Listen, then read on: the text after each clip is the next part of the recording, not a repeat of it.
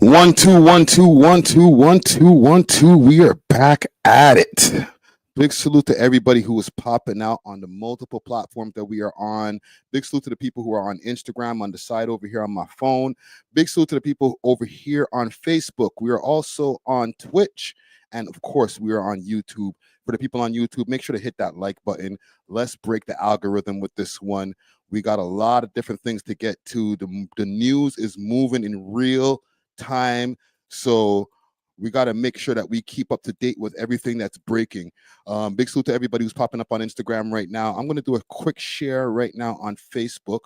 Salute to all my people on Facebook, just to let them know that we are out here. And if y'all feel the same, feel free to share it on whatever streaming platforms or whatever platforms that you prefer. Let's get into a list of the topics here. No long talking. All right. So first of all, we got on the list, Big Meech's goons get at top 5. There's been an underlying beef that's been going on, I guess, between Big Meech and top 5, and some of his goons have stepped in.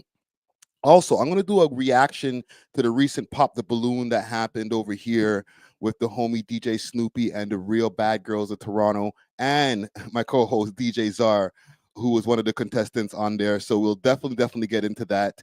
We have a special guest that's going to be popping in to have a conversation. Big salute to Top5Troy, aka Top 5 Rap website. He's going to be popping in from LA in about an hour, and we're going to be having a conversation with him. So salute to Top5Troy. Look out for that interview. It's going to be really dope. We're going to get to some West Coast stuff. Adam22 has recently been picked up by the feds. Maybe around that time, the No Jumper live stream will be starting as far as the No Jumper podcast. We'll see if Adam is back there over there in the No Jumper studios, or if he's still in federal custody, okay? Or if that was just a whole play, right? Because a lot of these guys in the West Coast, they be running plays. Also, keeping on the West Coast, Wack 100 presses Akademiks.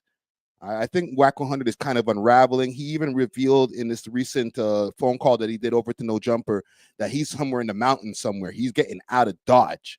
Okay, the rolling 60 Rico is coming down crazy. So he got out of Dodge. We'll definitely get into that. Joe Budden has a lawsuit that has heated up. Okay, this stems from the recent lawsuit that he had for lewd behavior or whatever it was when he was walking around buck naked in his building complex that he lives in. Now the neighbors have filed a lawsuit against him and Melissa Ford. Okay. Realist in the Six or whatever her moniker is, but we'll definitely get into that. What else I got on my list? I got to talk about Toronto rap, right? I'll just say straight out, Toronto rap is dead. And we'll get into a conversation on why I feel so. And I'm not the only one who feels that way. A lot of the people in the comments feel that way, as far as different posts that I've been seeing in different social media platforms. And, I'm sure that even people who are watching this right now probably feel the same way. We'll get into it. I also have a rant, or I won't even call it a rant. I won't even preemptively call it a rant. I have some transgressions that I need to express over here on this live stream about Much Music and Complex Canada. All right. If anybody from Much Music or Complex Canada is watching on the live stream over here on Instagram, holla at your boy. I got some shit I got to talk about. All right. Last couple of things I got on the list here. High school kid arrested for a diss track. That's going on in the States, but it's definitely something that's been pretty crazy that I caught on the news. And Trump just added a 25% tariff to all automobiles made outside of the US. Okay, spam the chat if you have any topic that you want me to get into. Comment gang strong. We're gonna be locked in for a little while over here, especially with the interview that we're gonna be having here today. So get whatever you need, whether it's you gotta ball up something, get your drinks, get your supper time ready. We are here. All right. Let's get it popping for all the people over here on Instagram, youtube.com/welovehiphop network. Pop out. Pop out and show niggas. All right. Let's see what we got over here. Comment gang strong. Big salute to Carol. Big salute to Smash Buttons 1. Big salute to Young Money. Gucci Ghost 33. Who else is in the building? Big Chillers in the building. We cooking, man. We cooking. do me a favor also, for everybody who is popping up in the live chat right now, or who is popping up on this live stream. You don't necessarily have to be in a live chat. Please hit that like button. Okay, I just got to give you all just a little bit of information before we start here, because I've been noticing that the videos haven't been performing as well as they were performing, let's say, a couple of weeks before this. And I know the reason why. I'm not going to get on a rant, but I know the reason why a lot of these videos that I've been publishing over the last, let's say, not even 2 weeks, week and a half, week and a couple of days, haven't been performing so well. Okay, so I'll educate you guys on something here. When you publish videos on YouTube that start getting a high dislike ratio, that starts telling YouTube that people are not interested in the other videos that are on your channel. And then now when you publish the videos, they either don't notify your subscribers that are already in existence, or they don't push the video to the algorithm as much as they might have pushed other videos in the past. Okay, I'll tell you directly what videos I know that got a heavy dislike ratio. It was my commentary as far as addressing what was going on with Deleted Villain and Curtis King. Okay, I'm not going to start on a rant. I'm not hating on them or anything like that. I'm just giving you guys the real behind the scenes and what really happened with some of these, of how this algorithm works. These fan bases that are starting to, that crowd around different content creators, it gets real tribal. So they don't necessarily even have to have watched your video. They just have to know that their favorite creator doesn't like you or is not completely fond of you right now, and they'll just pull up to your channel and dislike your videos. If you make good points about their favorite creator, but their creator had some points against you, even in your rebuttal, if your points are good, they don't want to hear that shit. They just showed up to dislike the video because you dissed their favorite creator. Okay, this is what I'm talking about. I really hope that you guys in the comment gang are not like that, just blindly just hating people's videos because they might have hated on Friday or something like that. I don't advise that. That's not my style. Okay, there's a multitude of content creators who've made videos about me, commentated on me, or things that I've done on their podcast, live streams, whatever the case may be. But I don't want the crowd and the people that we've accumulated over here at the We Love Hip Hop Network to start going to their videos and disliking them, like, we don't like you. Nah, I think the audiences can cross-pollinate. We can have crossover between audiences without it getting personal when it comes to people's favorite creators. That's all I'm going to say on it. We'll leave it there. All right. Let's salute the sponsors, and then let's get into what we got to get into. Big salute, big salute, big salute to Can of Cans. Okay, where's my can of cans over here? Bong. Okay, I got a can of some Can of Cans here. I don't know what flavor this. Essential Critical Pink. Okay, some Critical Pink courtesy of Can of Cans. Big salute to Can of Cans. They got delivery across the GTA and across Canada.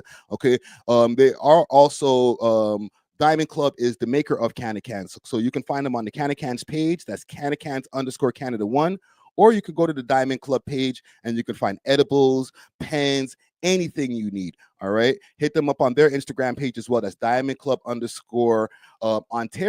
All right, you can go to that page over there, and you could also get a fat discount when you use the code We Love Hip Hop. Also, I want to give a big salute to my people in Ottawa. Okay, big salute to the people at Only Loud. Okay, Only Loud has the finest piff in Ottawa. They got their own legacy blends. The other day I got a little bit of something from Astro Pink from them, and it was fuego. All right. They'll do delivery same day in the GTA, same day in Ottawa, and then you could also get the package sent across Canada. Hit them up on their Instagram page. That's Only Loud Canada, or you can find them on Snapchat, onlyloud.ca. Let me read the comments, see what's going on over here. Biggie Gold, DJ Gold, Biggie Gold. That's a long ass name. Touch of Gold says blessings Friday. Blessings to you too, brother. Yaya Zoro says Friday, we need you on Culture United again. Big salute to Justin Hunt. I had a conversation with him. I've had a few conversations with him, and like I said in the last live stream, my absence from the last Culture United wasn't indicative of, it partially could have been, but I don't think it was indicative of the rant that I had about DJ Head a few weeks ago. Okay, we cool in the gang. You know what I'm saying? You can't be on every single one consecutively. We gotta, he's gotta spread it out and pause and get different creators on there. Okay, he had a great panel last time, and I think next time he'll be having another great panel. Maybe I'll be on the next one, maybe not. You know what I'm saying? It's all love over here. But let's get into some of these news stories here. All right, big up to everybody who's popping up in the comments. Comment gang strong. What do I got on my list? Okay, let's start with this big Meech and top 5 stuff. Okay, because top 5 recently went on a few different rants. It started with Ye, and then it kind of went over to Big Meech. He said something about Big Meech, and now one of Big Meech's hitters, one of his goons, had something to say about it.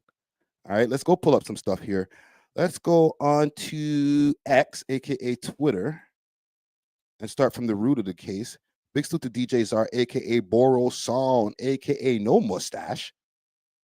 We gonna get to you just now, Czar. You know what we gonna do? If you're available, we'll even have you pull up for this reaction, because that reaction was goated. Or that Pop the Balloon was goated.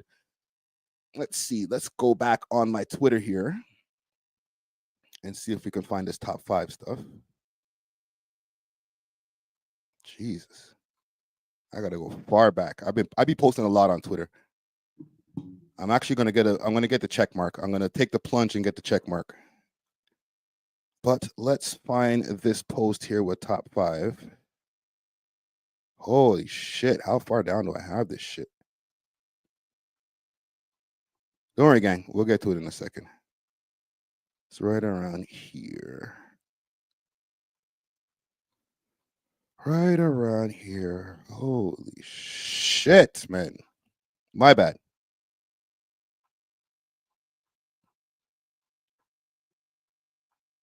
They could be posting a lot. Okay, it's right over here. So 50 Cent heard Big Meech and activated immediately. This is 50 Cent's response to that. And then the original post is right here. This fucking rat that he could DM me and tap in. Yo, 50 Cent, come get this fake 6-year-old kingpin out of my fucking DMs, nigga. Nigga should have worked a regular job like my father, nigga. Big Meech, big screech. Yo, little Meech, call me little nigga. All right, so, and he puts in here, 50 Cent, come get this 60-year-old old kingpin out of my DMs before I crash out, hashtag big screech. Yo, little Meech, call me little nigga. Okay, so what happened was, I guess some of Big Meech's goons, and listen, I can't confirm if this is one of Big Meech's goons. This might just be some rapper just trying to get some clout. But somebody who was allegedly one of Big Meech's goons responded to this, and they had some choice words. Okay. Your bitch ass up. Niggas tired of you, man. Like, all you do is run your fucking mouth. That's all you do is run your fucking mouth. We don't give a fuck who you shot. We don't give a fuck we don't give a fuck if you Drake shooter. Fuck all that, man. Fuck that one kind of nothing about that. You just trying to make it a bust your gun just to be cool. We don't give a fuck about none of that. Ain't nobody scared of you, bro. You a fucking bitch. How you got the nerve to call Big Meech a rat? Why is and I did find out who the name of this guy is. He's in the comments, but we'll get to him in a second. a rat? There's no black and white on this man. There's no color black and white on this man. Just because 50 Cent said it. You niggas be dicked out. Just because 50 Cent said it. 50 Cent gonna be dead ass wrong for that, because he know goddamn well that man ain't no black and white. And the show's still going on. So it's like, damn, you hate nigga that much, but you still gonna show on? Like, the shit be so capped out. Hold on. Gang. I'm trying to keep track. I'm trying to listen intently to what he's saying, but I don't speak Geechee completely, and I don't speak hood nigga all the way. Like, I speak multiple hood nigga languages. Don't get me wrong, but like, this is some real deep hood nigga dialect right here. So if I have to stop the video to try to understand what he's saying, excuse me, okay? Let's see if I can find it on Twitter so we can get a marker on here. Like, Top5, you a straight bitch. Like, shut your bitch ass up.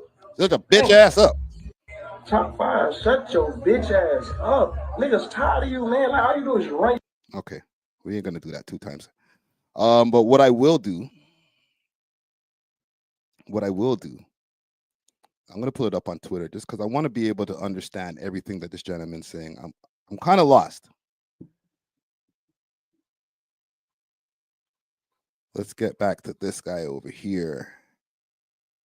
And I have his name, so we're gonna find out. We're gonna go into a little deep dive on who this gentleman is, see if he's really with the shit, if he's somebody that Top 5 should be worried about. Top 5, shut your bitch ass up. Niggas tired of you, man. Like, all you do is run your fucking mouth. That's all you do is run your fucking mouth. We don't give a fuck who you shot. We don't give a fuck we don't give a fuck if you Drake shooter. Fuck all that, man. Fuck that. We don't care nothing about that. You just trying to make it a bunch. So he said, okay, I got that clear. We ain't care nothing about that. All right, cool. So gun just to be cool. We don't give a fuck about none of that. Ain't nobody scared of you, bro. You a fucking bitch. How you got the nerve to call Big Meech a rat? Why is he a rat? There is no black and white. Is there any paperwork on Big Meech, or are we waiting for the documentary to drop? Carol says, "Where's Dusty when we need him?" I know. Salute to Dusty Wallace. Dusty would have been able to decipher this right away. He speaks fluent hood nigga. On this man, there is no kind of black white on this man. Just because 50 Cent said it, you niggas be dicked out. Just because 50 Cent. Okay, see that right there? Is that? And where is this gentleman from? Okay, we'll pull up his account in a second. His name, just to give you guys some context, is Redface. Okay, salute to Redface. Just because 50 Cent said it, he said you niggas black and white on this man. There is no kind of black white on this man. Just because 50 Cent said it, you niggas be dicked out. Is that the new way of saying y'all niggas is dick riding? Y'all niggas be dicked out? Pause, bro. Holy. Just because 50 Cent said it, you niggas be dicked out. Just because 50 Cent said it. 50 Cent gonna be dead ass wrong for that, because he no goddamn way that man ain't no black and white. And the show's still going on. So he's saying the show's still going on too, eh? Okay, let's go to this guy's account. Let's go to this gentleman's account. For real. Hey, yo, bro. Y'all niggas be y'all niggas be dicked out. I can't keep up with y'all slang over here. So this is the gentleman in question here. Redface. Super lit. 111. Love is war. Oh, let's go to this YouTube. Hold on. Let me change the page so y'all can see his YouTube channel here. Should Top 5 be worried about this guy? How to sacrifice your friends for money and fame. Uh-oh.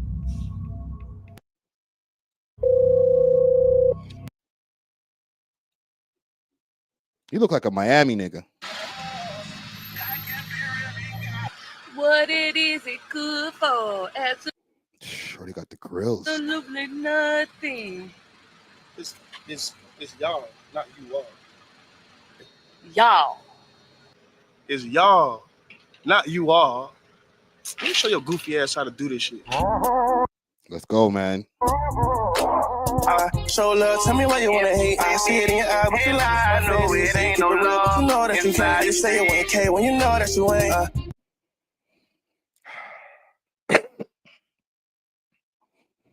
I had enough of you. Don't fake, can't fuck you. No friends on white. The lighting is good. N.W. You cross me, then I'm bossing you. Can't trust you. It be jelly. Cross me. No, I sense we really make sit him in the head off. All right. Enough of that there, buddy. Enough of that. Trash? Damn, you was all right. Trash is tough, man. Tough crowd. Who are these cheeks? Big salute to Tasha Latina. What do you say? Is a pack of ass cheeks? Pause. Pack of caca. Damn, bro. Sorry, Redface, you ain't getting no love over here. It's not even a Toronto thing. We have a mixed crowd over here. They're just not feeling the swag, bro. You got 30,000 followers.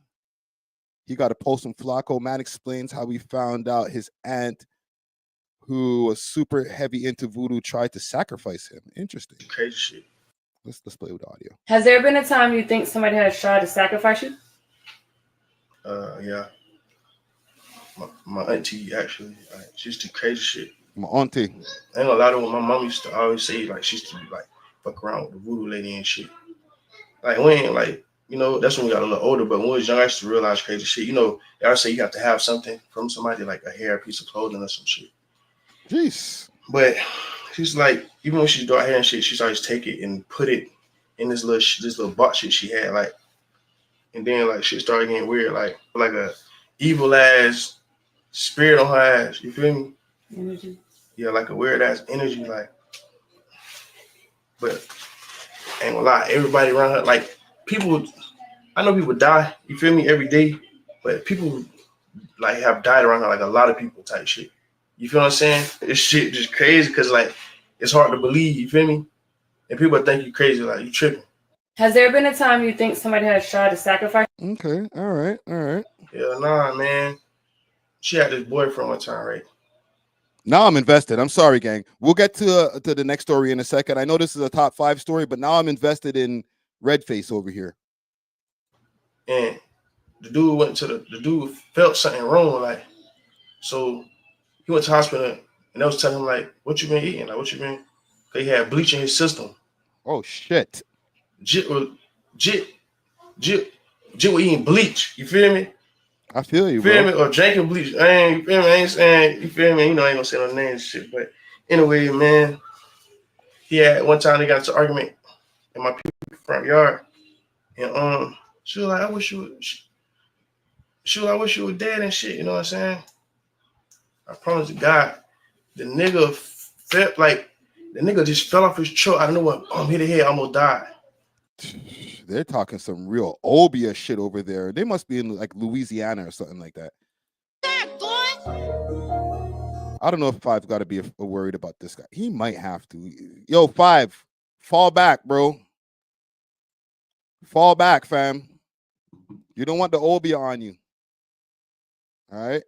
When you see these guys with them wicks, you got to be careful, man. The man's to put a spell on you, bro. Have you not speaking right? Have you speaking in tongues? Feel me? Damn, bro. Listen, salute to him. I don't want no smoke. All right. Not like he's not a threatening looking character. He's one of the little YNs. He probably got the chopper. That's maybe the only thing. One-on-one, just rustle that nigga down. Put him in a headlock. Give him a wedgie. But, you know, he probably got the chopper.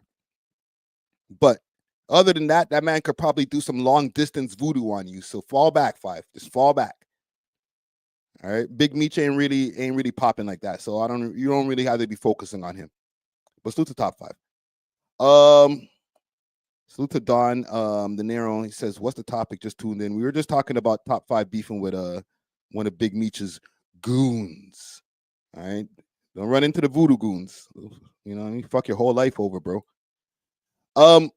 One more thing I want to cover before we get top 5 Troy in here. And I'm looking at the temperature in here. Y'all feeling top 5 Troy, or y'all are haters of this gentleman? I think top 5 Troy has been pretty objective when it came to this whole Drake and Kendrick beef and different things like that. We can relate on a few different levels. You know what I mean? I felt that it was time to have a conversation. So we're going to get him in here in about half an hour. Before then, though, Pop the Balloon. I got to react to this Pop the Balloon, all right? The Toronto Pop the Balloon, the real bad girls of the 6 Pop the Balloon has to be the most ratchet, most, I don't know what to, there's not even words I can put for this, man. This shit just went left in so many different ways. Big salute to DJ Czar. He did his motherfucking thing on there. All right. You know what? Let's pull up some shit from there. Let's pull up some stuff early. Where do I go first? Let's go to Instagram first. Yo, you know what? Let me send Czar the link. I'm going to send Czar the link. Good boy. Our guy Czar is a savage, all right? Just to let y'all know. So I see you still got the balloon. You're still wooing. You're still wooing. So all going. You guys are mad. Listen, salute to them. I know they're trying a thing. The production, they did well with the audio and stuff like that. The video was cool. The only thing I will say is that the set design was just a little wonky, but it's fine. Actually, you guys want to ask each other something? Like, you guys gonna, what's going on? I mean, I'm already sensing like a friend type vibe because he already moved her. Okay, let's get to the real shit, man. I'm gonna send Zar this link while I pull up this Listen, man, this has to be one of the funniest Pop the Balloons, and I've seen a lot of Pop the Balloons. This has to be one of the funniest Pop the Balloons I've seen in a while. We'll start with Zar's segment, and then we'll work our way out to some of the other ones that happened afterwards, because, boy, I think Zar's segment was one of the better ones. It got pretty savage after that. Let's go right here. Y'all doing? You guys look good. All right, what's your name? What's your name? My name is Zar. What do you do? What do you do? I'm a DJ, audio engineer. I have a multimedia company called Borough Sound. You know, follow us on IG. You know okay, I see that bitch. Let's go. Get them pop their balloons, man. That's really good. Yeah. So like, what's your type? I'm open when it comes to like physical types, but in terms of personality, I like a more like reserved personality. I don't want someone, you know, like breaking my car windows type shit. Okay, I understand. My girl. Yeah. She's just trying to get him still Someone there. popped it. Yeah, okay. Okay, hold on. I'm glad that they have the shot here. Common Gang Strong. And this is not me. If for any of the women who might see this live stream or whatever, or see a clip from this later on, this is just me asking my comments, my people in the comments, the chat. On a scale of 1 to 10, just in totality, okay, not individually, on a scale of 1 to 10, 2-piece no biscuit says some big bags. Yo, chill, fam. On a scale of 1 to 10, unilaterally, what do you give the cast of Gal Them? All right, we're not doing individually, just 1 to 10. We're going to have to grade on a curve. Some are probably obviously hotter than others. So then the ones that are the least hot are going to bring down the curve. You know what I'm saying? So if there was like some of them that are 10s, the ones that are 2s are going to bring down the whole average down to a 6, like a class average. All right? Common Gang Strong. Jason based it said 4. Tasha Latina gives a 5. Big Chill gives a 3. Damn, low.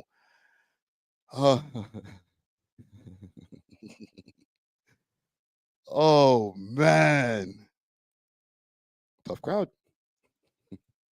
Okay, this is not me. This is the opinions of my chat. All right, let's continue. Okay, one pop. Okay, let's go see what I'm going over there. See what I'm going over there. See right here. This is what I'm talking about. This set design. Pull this up, my bro. There. Hello, madam. How you doing? I'm good. How are you? So what make you pop the balloon? I'm breaking cars. I'm popping tires, popping glasses, everything. So I might be a little too crazy for you. At least she's honest. Right? I appreciate you popping the balloon because your car's good. You know what I'm saying? But you are beautiful. Yeah. What do you rate out of 10? Whew, like an 8.5. Okay, big numbers. Yeah. What do you rate him? I'd say 8. Okay. Yeah. Sorry, man. You just go on, chill, man. Chill. Hello, who popped the balloon? Me a balloon pop. Why? Hello. How you feeling? You know, you're very nice looking. Very. Hold on. First of all, does Zar look like he looks relaxed? In my opinion, you know what I'm saying. Let me know what y'all think in the chat. Zar looks like he's in the zone. You know, and you know, with white people, you can tell right away if they're stressed. Like their face will turn beet red and shit. Like from my view over here, pause, not trying to watch man's face too close like that, but like his complexion seems a regular hue, maybe a little bit of a pinkish hue, but it might be hot in there. Fresh, love tats, everything. I just like dark chocolate. So. Okay. Yeah, I can't do that for you. Yeah. I can't do that for you. All right. What do you rate her out of 10? She's like a 6.5. Okay. What do you rate him? Like a Damn. 6.5. 8. Okay. Who was only 2 girls? Okay, you can disappear. Have a nice day over there that way. So I have to get him some questions. How come you still have your balloon? So here's the thing. And I'm gonna listen. This is for DJ Snoopy if he is watching this as a pop the balloon expert. And I'm not telling you I'm an expert because I sit there and watch Bear pop the balloons, but I'm very educated from the reactions to pop the balloon. All right. I will say this. You need to watch the one with Arletta and see the format and how it goes down. All right. This is the point now where you're supposed to tell DJ Czar, do you have any questions for the ladies? And then go along the line and have each of the ladies answer the question. Now, based on the answer that that the ladies give, now Czar can take the opportunity to pop 3 balloons. I'm just laying out what the rules are supposed to be. I know man to be trying to let's try a thing, but you gotta watch to see exactly how the shit works. You know what I'm saying? To have a nice flow. He's fine. Oh. Wagwan, bro. This one here has super attitude. He's fine. It's okay. She's feeling you. Yo, we got like a Syrian connection. We don't even understand. Okay. She part Syrian, I'm part Syrian. Okay. It's like And apparently this one here got a BBL. All right.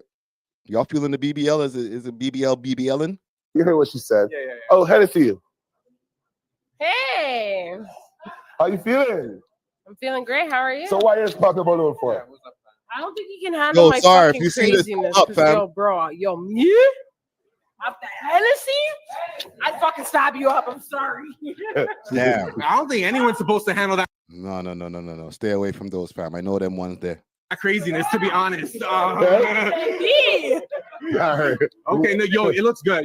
And just randomly twerk. Listen, I'm telling you, this is the most ratchetest, ghettoest pop the balloon that I've seen. And I've seen pop the balloons from all over. Like there's the Jamaican ones, there's one from different parts of the United States. There's the New York ones get crazy. But there's a different level of ratchetness that a Toronto girl from the hood has that I just honestly I kind of stay away from. But I rate it. All right. Do your thing. You're beat up. All right, what do you rate her out of 10? Like a 7.5. Okay. What are you saying over here? Are giving a high score. I'm out. Who pop them balloon? I see what I'm going over here. Why you pop the balloon, miss? I'd scare him. Defend yourself. I don't really think you scared. Okay. They're working with a little bit better over here near the end of the line. Scaring me still, but you are really pretty. Thank you. Yeah, Appreciate it. What do you I mean feel you like scare you him though? What do you match a mean? little What do you mean though? I feel like you're gentle. Like so I need a little bit of more spice. But you don't know what's going on behind the closed doors, is what I'm trying to say. Like I could be Talk to them, Czar. gentle in public, but Oh, so I should get my balloon again? Hold on. One in the chat if Czar's Riz game is on point. 2 in the chat if Czar needs some Riz advice. Is Czar? Hold on. Dun, dun, dun. Yeah. DJ Czar. Jeez, I pulled up at the perfect time. So I'm asking right now if your Riz game is on point. Yeah. We got 1-1 in the chat. Mm-hmm. I'm sorry to ask you guys, bro. I'm not trying to put the man them in no weird positions. You know what I'm saying? Mans are like pause on the one and shit. Like. Yo, who thought Czar was Arab type beat? I am still half. You're Arab, right? Yeah, I mean, there's a debate about like who's actually Arab, but like technically I am Arab. Yeah, I'm Syrian and Turkish. So the Syrian side would be considered Arab by some. Okay, now that we have you here, we're gonna go through the play-by-play. So right now, we are here with this short. Yeah, where we at? Oh, Mariah. Habibti. She got such a nice voice, low key. I don't know. So have you ever seen this girl like outside of this thing here, man? Like any of these girls? A few of them I have. Like TT I knew, Millie, I knew. But yeah, for Mariah, that was the first time I'd ever met her. Okay. Let's see this interaction here, and I want you to give me the play-by-play. All right. I feel like you're gentle. Like, so I need a little bit of more spice.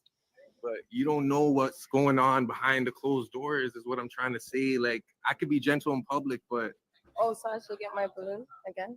I think you should, to be honest. You know, I'm an audio engineer. We can make some hits, and then we can I make do some. music. We can make some hits. You're speaking my You language. know what I'm saying? Okay, hold on. We okay over here? Yeah, no, this was a lot. This was a lot. Okay, I'll tell you what was going through my mind at this moment. Okay, Please. So at this point, Mariah had popped her balloon. I was like, shit, like, damn, Mariah's sweet. You know what I'm saying? Damn, like, whatever. So then I go and she says, because I seem too gentle or whatever. And then I was like, and she's like, I need something with more spice. So I remember I began speaking before I knew what I was gonna say. Yeah. So if you replay like my answer, it's like, but you don't know really what goes on behind closed door. Like I was just like, it was pure off the top freestyle. You know, it was not calculated. And then yeah. You did well though. You did well because she picked up the balloon again. She did, yeah. But I felt like circling back on her cost me like a net of like 5 balloons eventually. Like I feel like going for her, I lost like maybe like 4 balloons right after. And then she popped her balloon again. Damn. There's one thing I wanted to ask you also, as far as, and listen, pause. Okay. Were you hot in here, like, or was it like, or were you nervous? I would say I was both temperature-wise hot and nervous.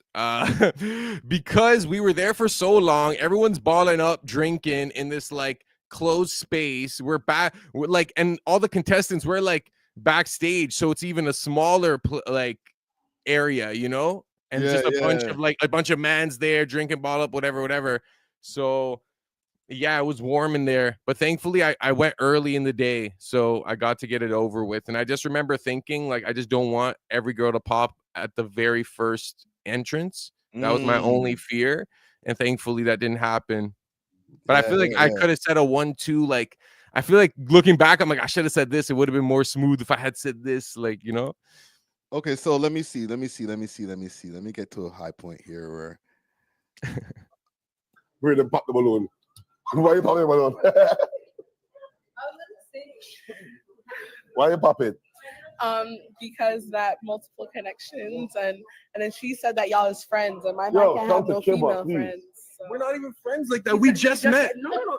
hold on. Let me go back a bit because I need to get the pop. Connection. Yo, dude, you can't have multiple connections in this life. Bomba clock. Bomb. You gotta watch what you say. You gotta watch what you say. That was the kicker. That was the kicker right there. You can't have multiple connections in this life. Damn, bro. But I don't know why all these girls are acting like they're hardcore monogamists and they've always been connected with one person in this life. You know what I'm saying? Like, come on. Let me ask you a question. As a behind the scenes, now that it's out now. Yes. Did any of these girls have boyfriends that were on the set?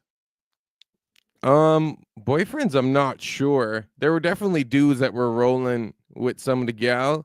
I don't know their situation. Perhaps, I don't know. But I will say that it was obviously for content. It wasn't, you know how Arlette's is kind of serious? Yeah. This was almost like, but this is kind of in between serious and trolly, because I imagine if like Wave Room, for example, were to do something like this, it would be 100% trolly. You know what I'm saying? Like all the way, like super Toronto characters and stuff. This was kind of like in between, I feel. Okay. There's some certain part that I need to get of why you did it. Let me see here. Why I did it. So we got 5 ladies over here with the balloons in them, and still, I want to know why they still got the balloon in their hand. So, Millie, how come you still have the balloon? Because I support Borough. Okay, look at you guys. Oh God, I keep on stopping the video, but I have so many questions. You know her, fam? I've never met this woman in my life. No, I'm joking. No, I was literally with her. I feel like the night before I seen Millie. So we were cool and like, okay, I'm now that it's out, I'm gonna just say this, bro. I was politicking behind the scenes to ensure like non-pop and balloons, bro. Like I had to make sure that like I didn't get popped first round. So I asked Millie, I'm like, yo, first round, just don't pop the balloon. You know what I'm saying? Damn, So man. she held it down till the end, though. Like she held it down to like the bottom two. Okay, so you know what? Let me get to this here. It's obviously not like that with her, you know, like she's a homie. Yeah, because she popped. She got to the end for real. But I feel like she was like wingmanning me. Like this is her helping me get the girl in the green. I feel. Now, out of these three, which one did you want to not pop? Which one did I not want to pop? Yeah. At the time, it was the girl in the middle. I'd never met her. I didn't know who she was. You know what I'm saying? And then it turns out she's like this singer from Toronto with like 100,000 followers. I don't know if they're real or not, whatever. And then whatever. So yeah, but that was the girl I was like, okay, like I'd be cool to match with her. You know, this girl, I was like, what about this one here? Actually, let me find her interaction. This girl behind the scenes, fam. You know what? Maybe okay, I'll just say it. That girl behind the scenes, the girl on the far left that you were just asking me about. Yeah. She was like kind of talking to this guy on set already before everything, who's one of the contestants. So it's kind of like she was holding out for him in a way. Interesting. So it was kind of like you were just there for like screen time pretty much, because like I knew you weren't gonna actually match with anyone except that dude.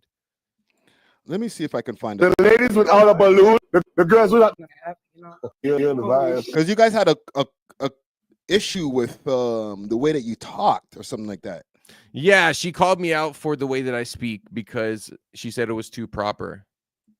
One pop, one. That was near the end. It was near the end? Yeah. She said she was gonna pop me anyway, so I feel like okay, it's around here. Yeah. Three girls left. Ladies, come closer. Green on green. So at this point, I'm looking at this bottom three. I'm like, this is blessed. I got Millie in the bag politically. You know what I'm saying? And then the girl on the left, I already know what her situation is. So I'm like, okay, girl in the middle is kind of like lined up right now. You know what I'm saying? Yeah. And no heifers. Good job, man. Let's go. So you need to ask these girls one question. Let's go. Who do you want to start with? Would you say you're more of like an independent person or like a dependent person when it's a relationship?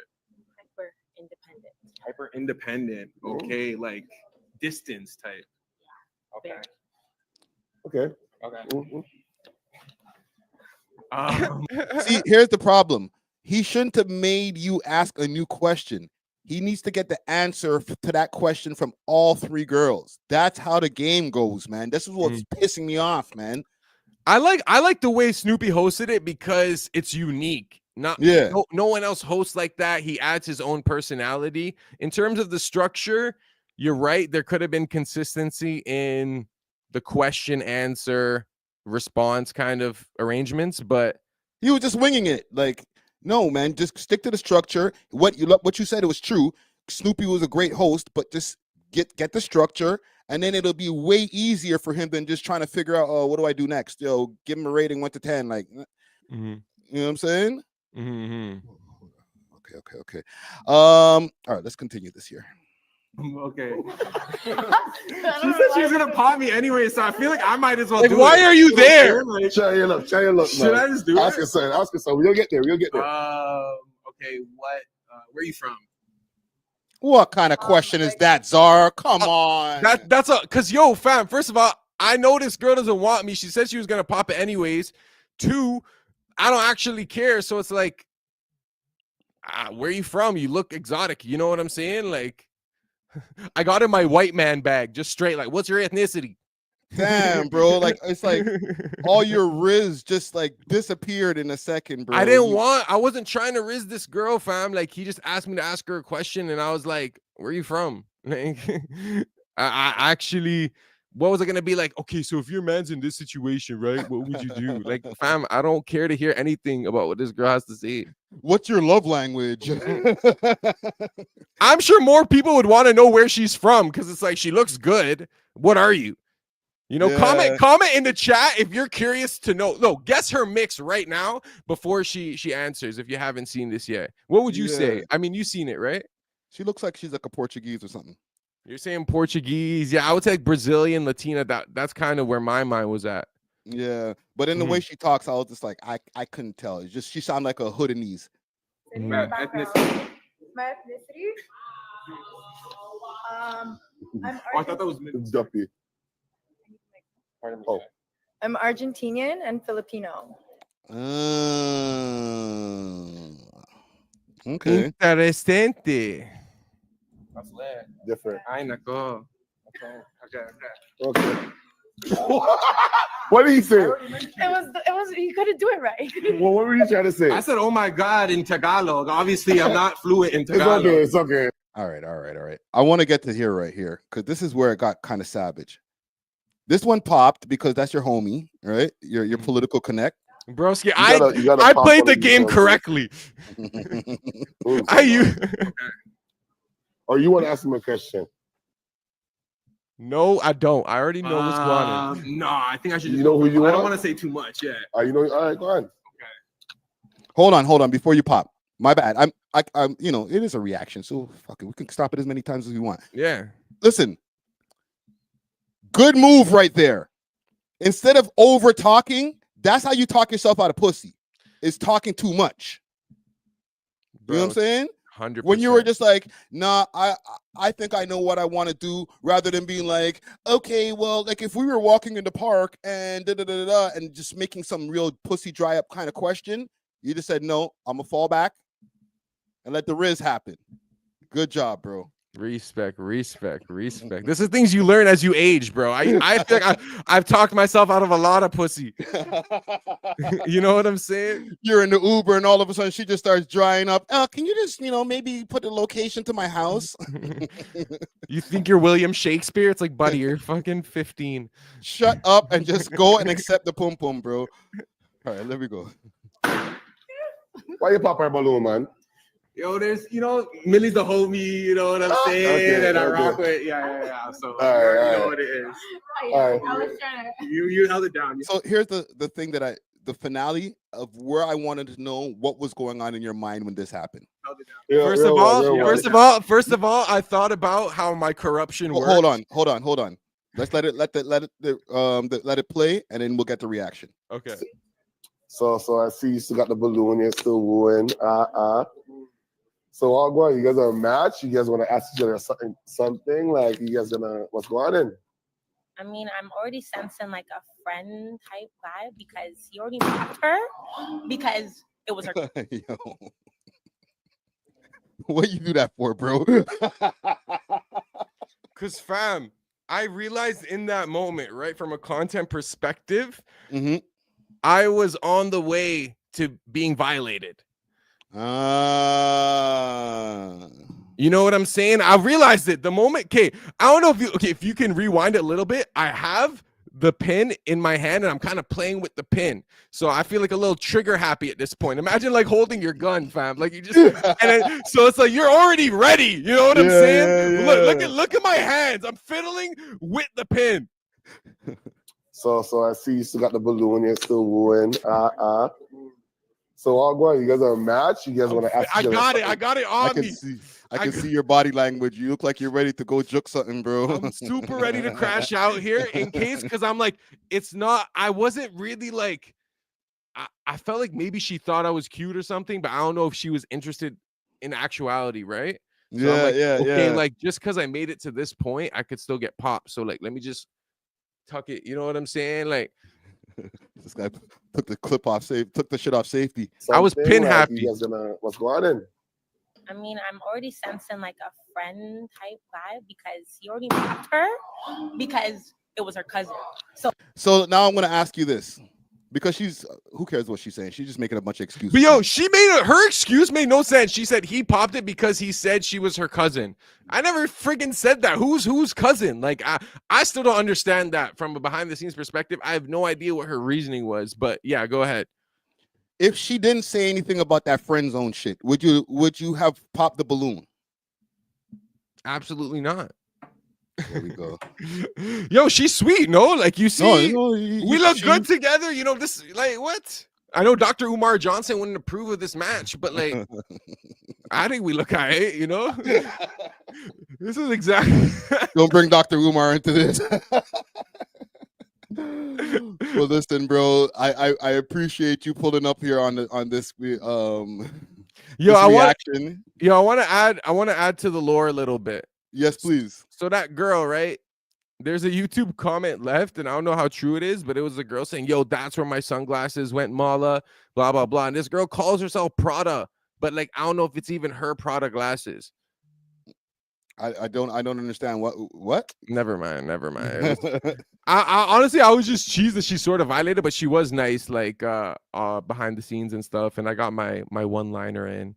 One more question, because Yeah. there was some matches that happened over there, right?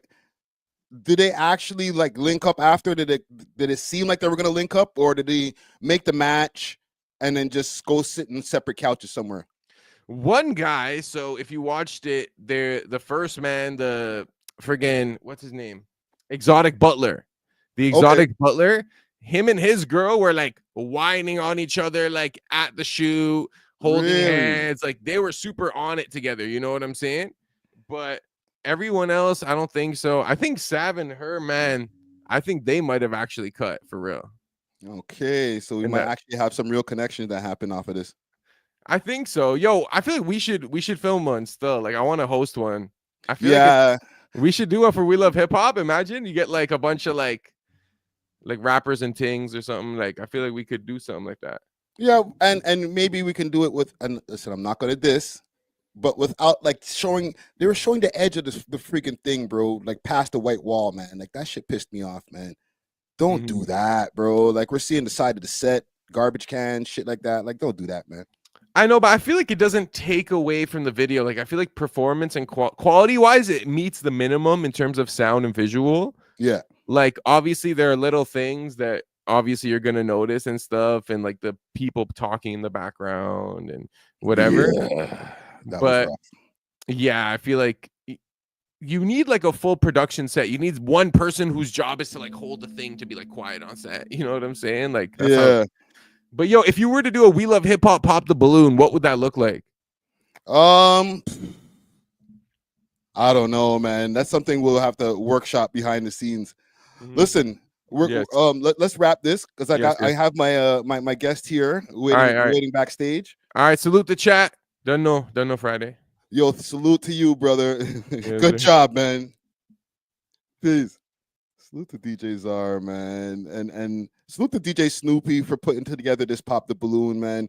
I suggest y'all go on to the Real Bad Girls of the Six YouTube channel. Go check out the full video. There's a whole bunch of wild contestants in there. I just wanted to point out my co-host because you know he did his damn thing. But let's get this popping here. I got my guest who is waiting in the waiting room right now. He has been blazing these YouTube streets. He's been doing this thing for a while from when I've done a little bit of research for over 10 years in the YouTube space. To me, has been giving some real objective points of view when it comes to this whole Drake and Kendrick battle and shit that people just can't get over for some reason. You know what I'm saying? And, you know, like myself, has shared in his share of controversies. So we have, with no further ado, Top5Troy, aka Top5 rap website in the building. You already know what's going on. You already know. What is popping, bro? Hold on, good, let me man? give you some air horns and stuff like that. I'm a little bit late on my sound effects. Okay, yeah. All that. Give me all the extras. All the extras. Right now. Welcome. We've been keeping up with a lot of news that's been happening in real time. You know what I'm saying, especially over there on the West Coast. So I want to ask you some questions just to get to know you a little bit better, and then we'll open up the conversation and get into some a little bit of some topics if you got some time. Yeah, I got time. I got time. All right. So, okay, I'm looking at your channel. I see the first video was like 13 years ago. Oh yeah, that was probably like when I was in high school. What is it? What's the video? The Watch the Throne? The Watch the Throne review? You know what it was? I can pull it up. We're on live stream, man. That's Yeah, the beauty of live stream. Let's pull up your channel here. What I want to know while I'm pulling up the channel is what got you into just making YouTube videos in the first place. Let's start there. Well, the thing is, like my website, top5rapwebsite.com, like this is older than my YouTube. I never wanted to be on video. You know, I came up during the blog era. So I had me a little website, a little blog type thing where I'll just talk about new rappers, West Coast rappers, stuff like that. But then the space gradually moved to video format. So that's where I ended up going. That's where the conversation went. So that's where I went. What made you want to do the website in the first place then? It was the blog era. So this is like when I was in high school. Yeah, I'm looking at the channel. You got to put it up. Yeah, this is before the facial hair. You know, I might have been like 15, 16 years old. But even like on that very first video, you could see in the background, I got the Tyler, the Creator poster. I got a whole bunch of just excerpts from A.W.O.L to Source and all type of stuff. Some people is Troy. Today I'm This is before the bass of the voice. This is before the facial hair and the bass in the voice. So it was a blog era. So that's what made me want to do the website because everyone had their blogs and stuff. So I was like, let me put mine up. So like, did you just always have aspirations to want to get into the media game? Because there's people who want to be rappers first before they get into media. Yeah, I rapped. I got rap songs up. If you look deep enough in my YouTube, you could find some of my songs. I got a SoundCloud like with a couple songs, but I just never had the equipment. Like I would rap directly into my MacBook, like no microphone. So all my songs sound like shit. But yeah, I grew up on the Source. My dad used to have the Source to XXL magazines.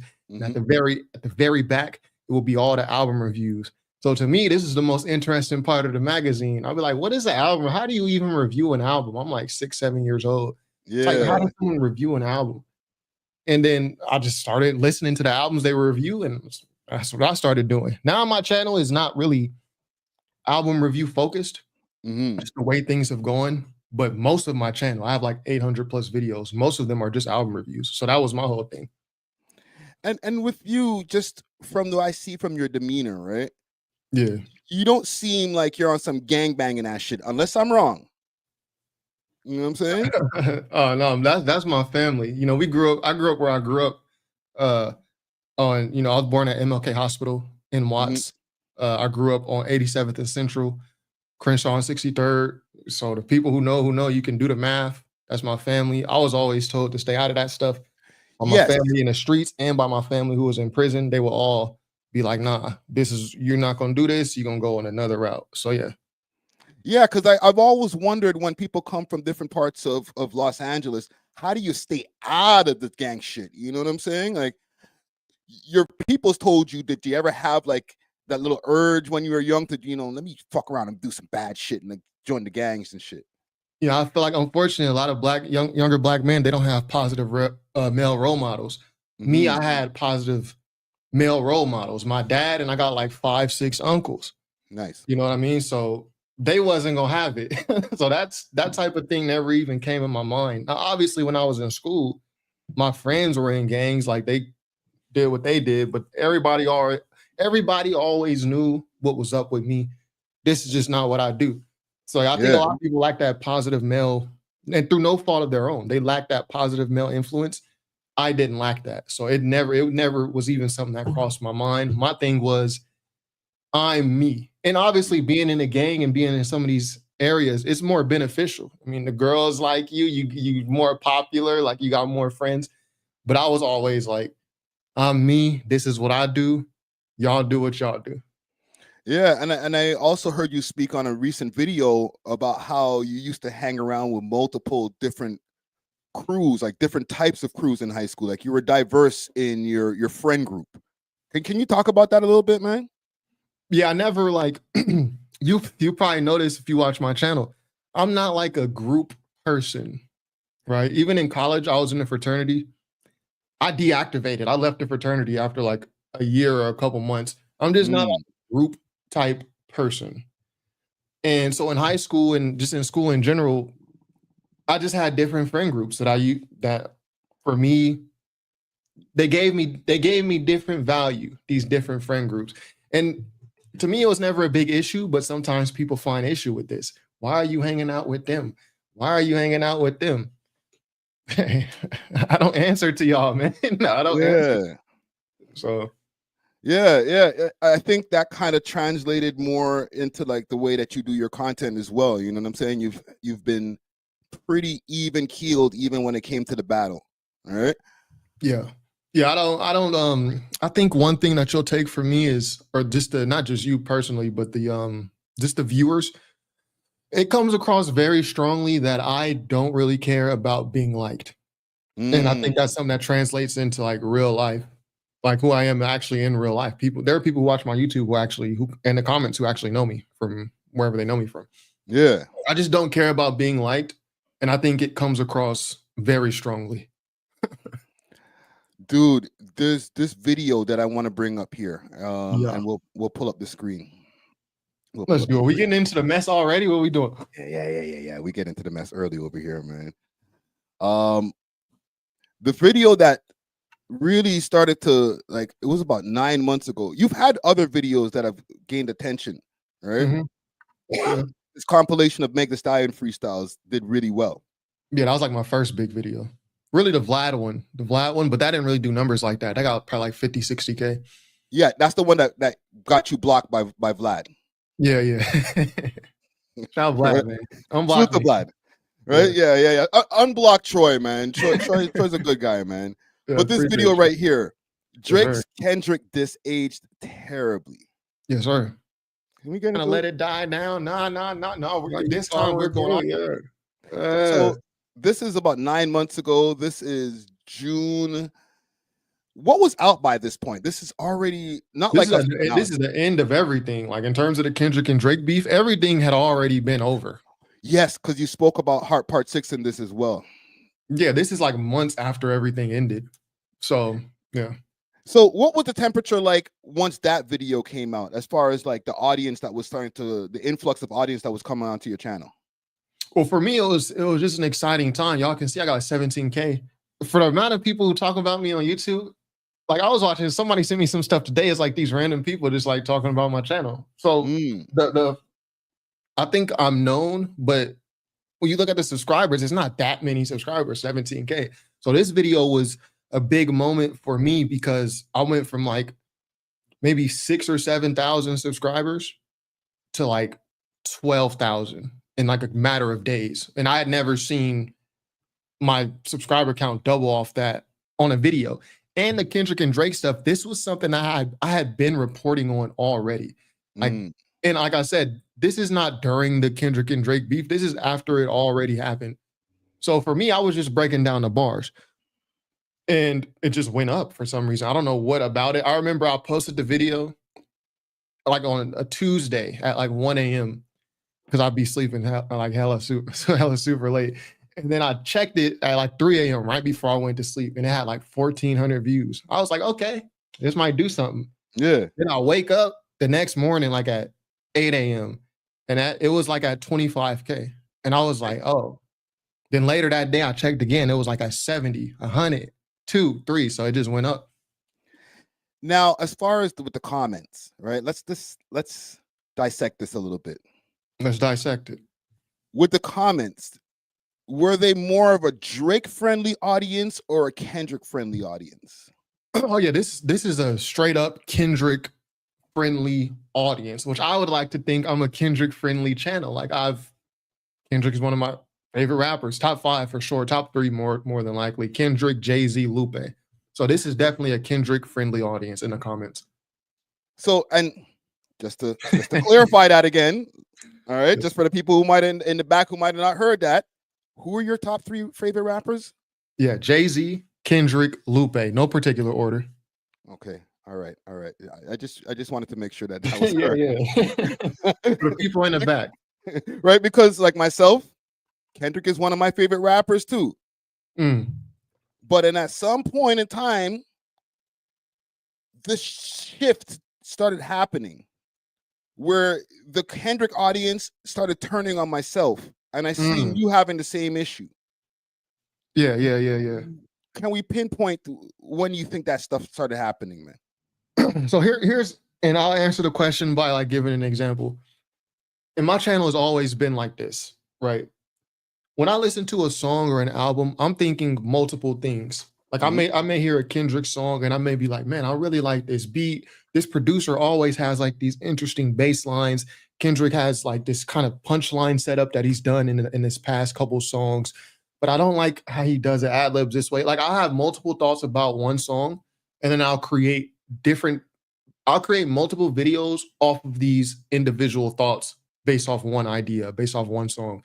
Right. So some of those videos are going to be positive because I'm complimentary towards Kendrick, and then some of the videos are going to be less than complimentary. Very early on, this was never an issue on my channel until recently. I'm always critical, like I review music, so everything's if you're watching a music review or reaction channel and they just are in love with everything, how can you trust them? Like, why would you even watch them? You're not even getting an honest opinion, and they just love everything, right? Yeah. So at the end of the day, like, this is something I noticed recently. I've always been like critical of many artists, but recently people just cannot take Kendrick criticism, even if it's like, for instance, and this wasn't even criticism. This is at the Pop Out show. Kendrick comes out, he does Euphoria. He skips, like he says something in that first verse 2 times, and he skips the part. Like he think he's on the second part, but he's still in the first part. So he skips like a whole part of Euphoria. And I just pointed it out. And then this is not even a criticism. I think I said it in the context like, yo, Kendrick put one hand on A.W.O.L and rapped 616 in LA perfectly, which is a very difficult song to rap. It's like boom, boom. The bars are just coming 100 miles an hour. I said he put one hand on A.W.O.L, rapped it flawlessly, but he messed up like the first part of Euphoria, like, that's funny type beat, you know? But people just couldn't tell. He didn't mess up. He did it purposely because Jay Prince was in Texas at 7 p.m. Like, so I started to realize, because I've criticized. You can go watch my what is that Baby Keem and Kendrick song called? Family Ties. Family Ties. Yeah. Yeah. This is before my channel even went up like this. I don't like that song.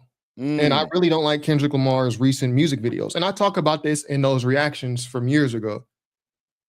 There was never like an uproar until recently. Now when I say something less than savory about Kendrick, there's like this huge, I don't know what people think because I don't watch their channel. I don't watch their channel, but I can tell there's like a negative furor about it in the hip hop content space. So, which leads to, like I said earlier, I was watching something. Someone sent me a clip of like these 2 random people just talking about my channel. That's where a lot of that stems from. So it's weird. Yeah, and it's kind of, I guess you're in a weird position because you are in LA. Oh yeah, definitely. So do you get you're not being on code? Oh yeah. Yeah, I get that. They say I'm not on code. What else do they say? I just respond, you're right, I'm not on code. I'm on my code. Again, I don't know what y'all got going on over there. Like, so, and what they say is, all skin folk ain't kinfolk. Yeah, we're not kinfolk. You're not my family. I don't know you. I don't know y'all. So you're right, I'm not on code, and we're not kinfolk. It's facts. Well said, man. Now, just to get a little bit deeper into what was going on out here, because I like to get mixy. You know what I'm saying? Yeah, I do too a little bit. We have a mutual friend or a mutual colleague. Really? Matt from What's the Dirt. Oh yeah! Shout out Derek McGirt. What up? Right? We've both had our share of I caught a couple of strays from a video, and from in the form of deleted. Okay. And shout deleted. Right. There was I seen you were reacting the other day to one of my videos when I had a conversation with Curtis King. Yeah. I was wondering if that was you. That was me. Okay. Confirmed. Right. So now What happened, man? Can we get to the meat and potatoes of this whole beef, man? And like, how did you get wrapped up in this shit, bro? I don't know. I actually do know. I just refuse because again, this whole and the way you're posing these questions is perfect because they naturally flow into the next thing that you're asking. So it's I try. Yeah, I can tell you planned this out. So very good job. So I just answered the question about how these new influx of Kendrick fans, they're kind of different from the ones I had before. So like I think people, again, I don't watch a lot of hip hop content on YouTube unless it's like an interview. Like I'll watch Vlad, I'll watch like if you're doing interviews or documentary style type content, I'll watch it, but I don't just watch channels like mine. People talking about hip hop. I just don't watch it. There's nothing wrong with it. I just don't watch it. Mm-hmm. So I'm not seeing a lot of the things that's happening, and all this stems from Company Man, What's the Dirt. I'm not seeing a lot of things that's happening. All I know for me is I know Company Man, he's cool people. Salute. I know What's the Dirt, he's cool people. So Salute. There's like this, I guess there was this movement forming against What's the Dirt. And I wasn't on code, and I guess I refused to take a side. And so people take that as I don't know how they take it. You gotta ask them people, man. Like it is what it is. There was one discrepancy that I think people were having as well when it came to that, right? Yeah. It was during the time when he was trying to find out who Deleted was and KB goes live. Yeah, I don't know nothing about that. All right. I guess that's more intricate than you were even paying attention because you say you don't even watch people's shit. You know even you, like you just said, like when I reacted to your Curtis King interview, I didn't even know that was you. I seen you hit me up on Instagram, and I had to double back. Like I scanned your page. I remember your channel because I think Company Man was on here and he shouted me out, but he couldn't remember the name of the channel because it was too long, and then I shortened it. Like I really didn't even couldn't connect who you were until I really like focused and doubled back. So I don't be seeing the thing you're talking about. I like Deleted channel. Shout out Deleted. Fat Nigga Season. Fat Nigga Coin. I actually don't know if that's Deleted. It sounds like them though. But shout out Deleted. I've said it many times. Shout out What's the Dirt. Shout out Company Man. So can you be objective in this hip hop space? Is that a thing? And I'm not even saying you. Can we be objective in this hip hop space? Objective? How you mean? Well, I'm from Toronto, so people are always going to be like, yo, you got some kind of allegiance to Drake or whatever. He follows my page. I speak to him behind the scenes. So it's not like when I do have a problem with something that he does, I'll come here on my live stream, my podcast, wherever, and I'll say I pull no punches. Yeah. You know what I'm saying? Yeah. But also with you on another coast over there in the West Coast, you should be expected to always be on the Kendrick side of things. You know what I'm saying? Yeah, and I don't even know if it's it's possible to have content and completely be objective without having these problems. See, I don't even know if it's like the West Coast expecting me to be a certain way.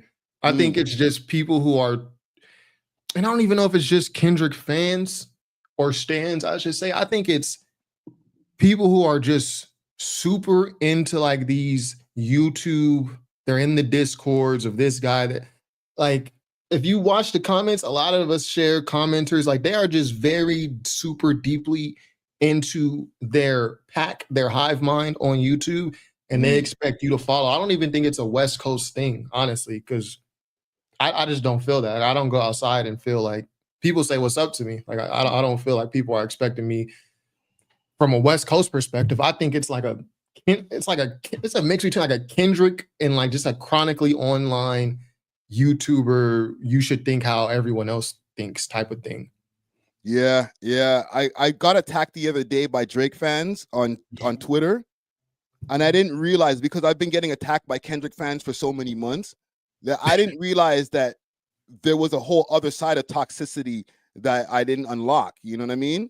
Until I said something anti-Drake on Twitter. Like I went on a rant. I forgot what it was, but they came for me. Have you ever experienced the other side? What'd you say though? What'd you say? I went on a rant about having a lack of OVO artists on my platform. We've been doing this for about 8 years. I've had at least 400 to 500 interviews with different Toronto artists. Okay, we've been tapping in with Toronto artists forever, and just strangely enough, no OVO artist. Why do you think that is? Why do you think that is? I know you have a theory. Hold on.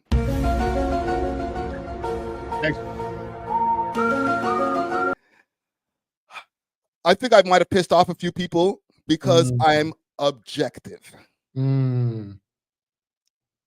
Right? Like I've ranted anti-Drake and pro-Drake before. You know what I'm saying? That's why I get into different circles where people are like, yo, you're the Drake guy. Give us your opinion on Drake. But in other times, I'm like, yeah, bro, I didn't like that. That was stupid. I'm sorry. I got to be me, man.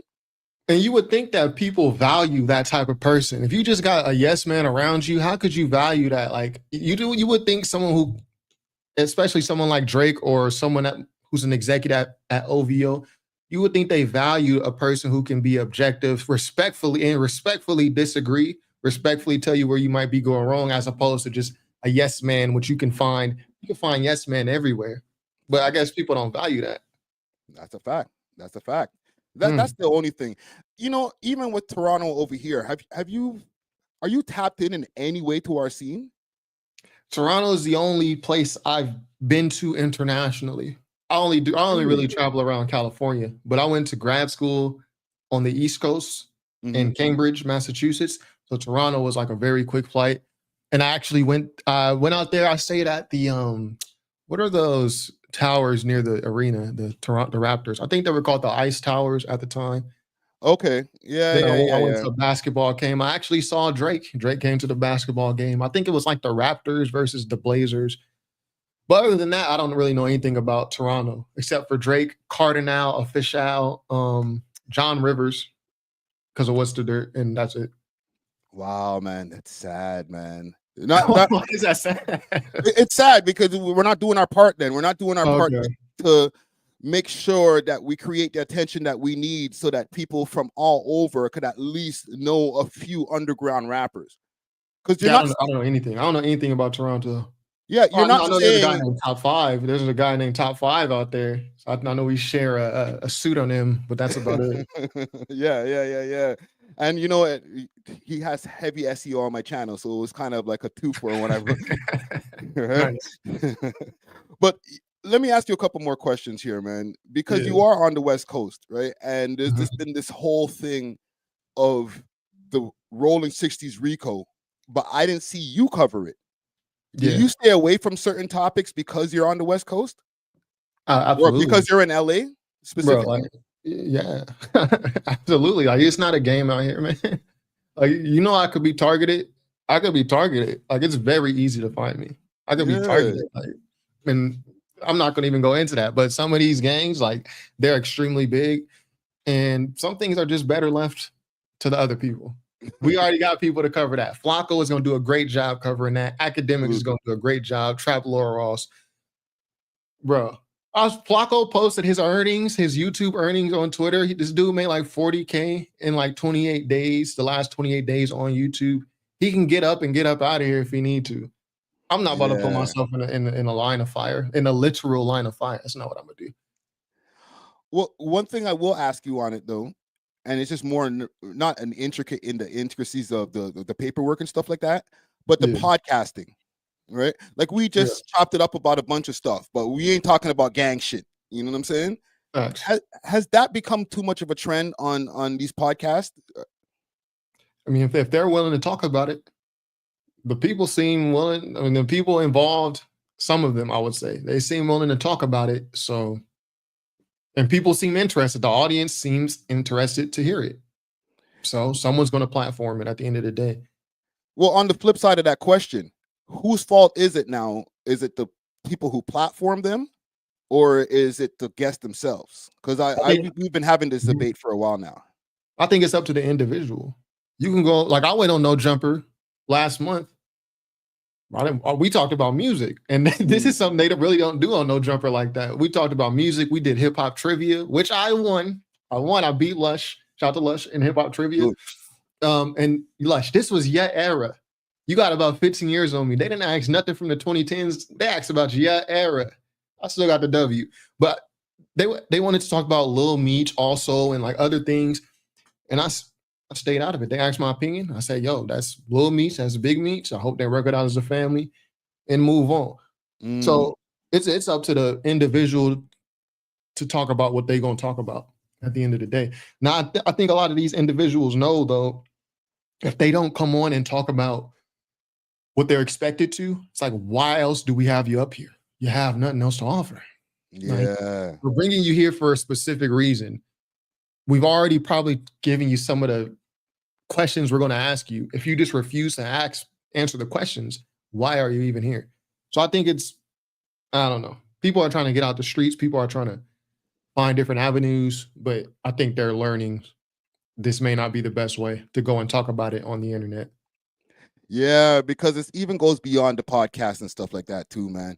You'll see maybe people jump on a podcast and talk some shit, but then guys will pick up their own phone, put it up on a stand, and talk shit for like half an hour on a live stream on their own Instagram live. You know what I mean? Yeah, or if you're gonna do something like that, you know, make it fabricated. Like we've heard these stories about guys fabricating beefs, like they're both in on it, but they're doing it for the internet. Do something like I'm not a street guy. I just don't understand going on and talking about things that are still within a statute of limitations. So, but again, that's not my lane. So yeah, shout out to them boys. Well, I'll ask you, just in closing of our conversation, right? Because there's all these different things happening, Ricos all over the place, and not just with the West Coast, right? Like Lil Durk, a bunch of people, Yellow Beezy, a bunch of people are getting locked up. All right. The Drake and Kendrick beef is a year old now. Yeah. I think it's the 1 year of like that today or something like that. Something like that. Where do you think the algorithm goes next as far as like what's going to be the thing that is going to get everybody's attention? Because like a lot of those things have brought a lot of us content creators together, including the Drake and Kendrick beef. Yeah. Yeah. I think it stays. The more Drake and Kendrick drop music, it's going to be like the Jay-Z and Nas thing. How we still talk about this. We still talk about Jay-Z and Nas to this day. Maybe not as much right now because Kendrick and Drake is the thing, but we're 1 year removed from the whole beef. And that's a long time, but it's also a short time. This is going to be something that's always going to be attractive to the hip hop eye. I think it's going to be like a Jay-Z and Nas. It's going to be like there's really nothing else in hip hop you can compare it to. It's the biggest rap battle of all time. So as far as where the algorithm moves next, I think negativity is always going to be negativity, or like hit pieces, or like anything like that. That's what the people want. I say this as someone who did, until recently, I had like 700 videos, all album reviews. My channel didn't start going up until I covered the beef. Yeah. People like negativity, and that's just the way it is. So that's where the algorithm's going to go. If it's not a rap battle, it's going to be, what can we expose about this person? Whether it's a streamer, a fellow YouTube content creator, a rapper, someone that's an athlete, it's just going to be focused around negativity in some way. That's what I think. Ricos, like the thing nowadays is the content creators who know how to go and pull court files and read the court cases and then explain it to the audience very succinctly and summarize it. So you like bringing up someone's paperwork, which I think is like, you could view it as negativity, I guess. That's the thing, right? So yeah, it's useful. Last question. Let's do it. Do you think we're gonna get a round two? I think between Kendrick and Drake, right? Yeah. I think they're always going to take little pot shots at each other and little subliminals that you could really say maybe it's not. Maybe this is a shot, maybe it's not a shot, but I think they're always going to like throw back and forth with each other. I think also they'll eventually piece it up. Oh shit, man. I think that's a grown man thing to do. I think the same way Jay-Z and Nas did. I think nothing in this Kendrick and Drake beef was even that bad. I think the content creators made it a lot deeper than what it was. But, the Jay-Z and Nas, they went on stage and shook hands. And there was actual women involved. There was actual like, yo, I chased you out the studio that one day, and yo, your Bentley, yo, I left condoms on your baby's car seat. There was nothing like that in Kendrick and Drake. Kendrick and Drake was just name calling and fabricated bullshit. But bro, yeah, on both sides, yeah, facts. You know why I had that reaction? Why? Because people try to chop my head off for this take. I said by 2035. Kendrick Lamar and Drake will have a picture together, arm over each other. Yo, we pieced it up. Song coming soon or something. Song coming soon. That'll be the biggest song in rap history. And I've said this take on my channel before, and then what the people say is, oh, well, Kendrick will never do that. He's already said he doesn't deal with these types of people. And I'm like, okay, y'all are acting like, yo, people get punched out in rap beefs. Like people's family get, didn't Tony Yayo slap someone's son? Like, yo, all types of things happen in rap beef. Things get physical. People die. None of this really happened in Kendrick versus Drake. It was just name calling. So the idea that I think just as grown men, and then, these people are supposed to be for the culture. They're supposed to be for the culture. You should want to see them piece it up because that calms on both sides. That calms for when Drake comes to LA, which he's going to have to do. I don't think he's done a show in LA since. I mean, that's going to be hopefully everything is settled by then. Yeah. And that's going to calm it for when Kendrick, like these guys don't have to be best friends. Them piecing it up is more so for the guys who will actually do something on both sides. And it kind of just like Jeezy and Gucci Mane, right? They piece it up at the verses that they done. Someone got actually offed in that whole situation. But they still went up, shook hands. Did they look each other in the eye? Maybe not. But I bet for Gucci's henchmen and for Jeezy's henchmen, that kind of just quelled the tensions a little bit. That's what it's for. It makes things a little bit easier in Atlanta for everybody. It's the grown man thing to do. See, this is why I had to have you on here, Troy, man. You are a sensible man. You know what I'm saying? You just seem even keeled. You ain't trying to start no shit. You know what I'm saying? You're a better man than me when it comes to that, but you just seem like a cool cat, bro. So I mess with the opinions that you've been given here, man. Don't let anybody talk no shit against you, bro. And keep doing your thing, fam. Yeah, thank you. Gotta have some haters. I appreciate you giving me the platform, though. I apprete that. Shout out to Toronto. No, salute to you. Anything that you want to plug before you get out of here? Just youtube.com/Top5Troy. We dropping videos. I try to drop a lot of videos, but I get busy at work sometimes. But I try to drop a couple every week. So be on the lookout. Okay. Well, listen, bro. We'll tap in behind the scenes, man. Thank you for this, brother. Yes, sir. All right. Deuces. Peace. Salute to Top5Troy, man. That's a good conversation right there, man. W conversation right there. Salute to the comment gang. Comment gang strong.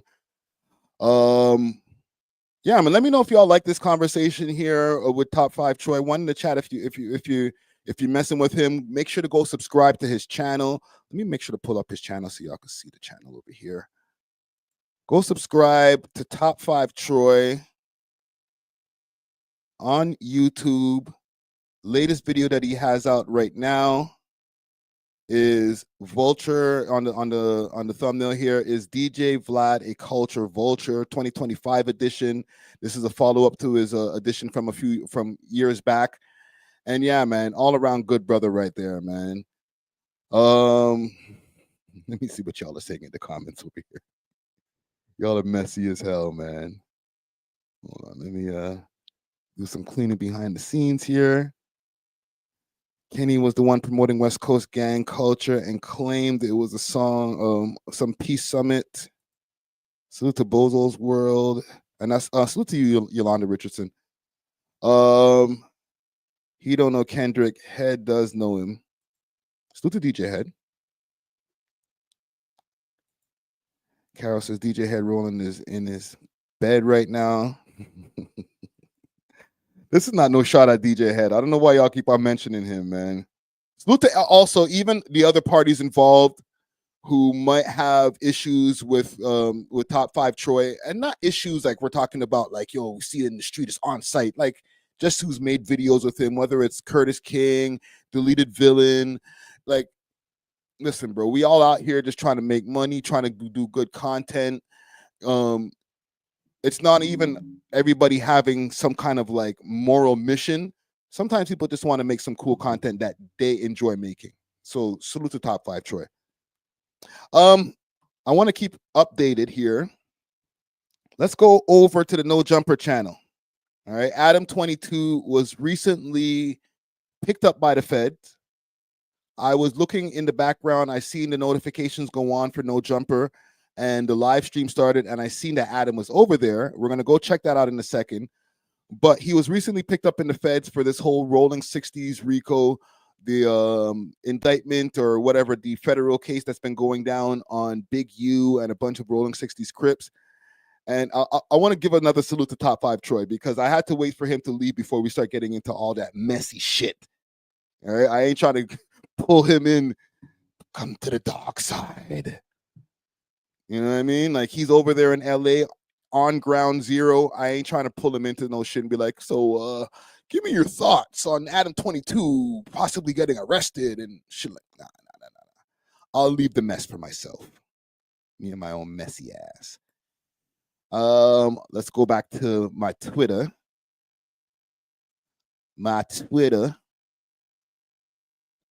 Being fresh. If the Fed's watching, so much for being fresh. If the Fed's watching, I made it 41 years into this life before I had involvement, conversation with federal agents. And when they showed up, I was wearing a red Nike Tech. Not exactly the definition of fresh, but I got a crazy update. I'm going to do the Good Diligent podcaster thing, and I'm going to save it for tomorrow at 4 p.m.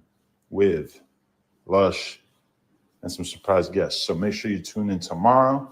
22ster has got a big update. Tap inwardly. All right. So this was last night when I posted this. This is about 6 hours ago, to be honest, when I posted this. But then attorney try to get him down there so Adam don't. What's up, man? I just called my attorney, try to get him down there so Adam don't be doing no telling, bro. Man, they saying Adam locked up all on the blogs. What's going on? They came and got him this morning, bro. They doubled back. They came by and we try and have him out because he's supposed to go live today, right? Yeah, he's supposed to go live at 4 p.m. And the crazy thing is, Adam texted me. They're gonna have him out by like 2:30. We can get him out by 2:30 and still make it to the building. Adam texts me every day, and I ain't heard from him today. Listen, bro. I sent Alex Kessel down there. He said he gonna have him out by 2:30, right? He ain't got no nothing. He's not, he ain't no flight risk or nothing. I didn't need to, I said, Alex, just use whatever, he said, nah, he got everything he needs for this portfolio. So he should be free by 2:30, and that means he should make it back. What time he supposed to go live today? So here's the thing that I don't like about this whole being picked up by the feds and the possibilities, and you will get him out by 2:30, and then he'll be over there on the live stream at 4 o'clock. I seen that he is there on the stream, and we're gonna go check it out. This is going to be a rare time where I actually go to a live stream, but I'm going to go back in the live because they're probably maybe moved past that topic at this point. But I think it was a play. I really think it was a play. Because to know that you're going to be able to get back to the No Jumper studios after getting picked up by federal agents, and know that you're going to be able to get back to your live stream so that you can talk about it later at 4 p.m., it's a little bit suspect to me. All right, I just got to be honest with y'all. What's up, man? I'll give y'all extended. 2:30, right? He ain't got no nothing. He's not, he ain't no flight risk or nothing. So like they're breaking it down like as if he's like really arrested, like he ain't a flight risk. We'll be able to get him out by 2:30. I said the best lawyers. I think they're running a play. He ain't got no no nothing. He's not, he ain't no flight risk or nothing. I didn't need to, I said, Alex, just use whatever, he said, nah, he got everything he needs for this portfolio. So he should be free by 2:30. And that means he should make it back. What time he supposed to go live today? He's supposed to go live 4 o'clock. Yeah, he gonna make it. He Hey, gonna Wack. make it. Hold on. Watch Suspect now. Suspect gonna ask a great question. He might be. Hey, Wack, He why? might be a little late, a little behind, but they gonna pull it. What up? Wack, why 2:30 or why not 2 o'clock? Talk about it. Well, no, he just said 2:30 at the latest. So I'm telling them, shit. I'm telling them ASAP. I don't want bro sitting there a second. He don't have. It's gang. You're telling me this is not a play? Let's be serious right now. The man asked, and even look at their body language. I'm a body language person. You know what I'm saying? When he's talking about the shit, look how everybody's smiling. Why not 2 o'clock? That he needs for this proposal. I didn't need to, I said, Alex, just use whatever, he said, nah, he got everything he needs for this portfolio. So he should be free by 2:30. And come 4 o'clock, he gonna be here. My attorney assured me. They assured me that they're gonna definitely have him at 2:30 at the latest. So he'll be here at 4 o'clock. I'm pretty sure he's gonna have a lot to say. Look at that shrug there. Yeah, right, nigga. All right, Wack. This shit going whatever the comes out of Adam mouth today, I'm sure it's gonna shake the motherfucking internet, bro. For them to go with him, This nigga smiling, right? All teeth showing.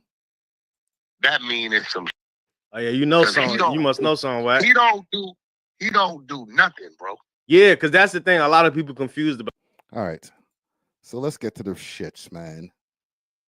Let's see what Adam is saying right now in real time. IRL. Paying attention to your music or whatever you're trying to monetize. So, I mean, number one, all those statements were said on live. So yeah, we could have cut it out, which would have basically meant that everybody besides us was able to monetize it.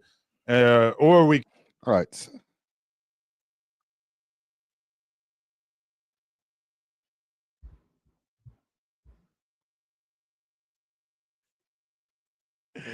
Everyone's in the feds except for him. Okay, so to say the least, it's been an eventful week. Last time you saw this show live was Tuesday, 4 p.m., and we brought you one of the what seemed like one of the most iconic conversations that we could have arranged on here in the form of Break Baby and Loose Cannon. Obviously, unless you're like completely not in the know, the next day, approximately like 6 to 8 hours after we finished the podcast, people got their homes ran up in and arrested, and we've been dealing with the fallout ever since. Now, obviously, this is all bad from the perspective of us as friends of Brick, us as people that want to see him thrive and create content and do well for himself, but also poses a problem for me and the Lush One right here, because they ain't got no co-host right now.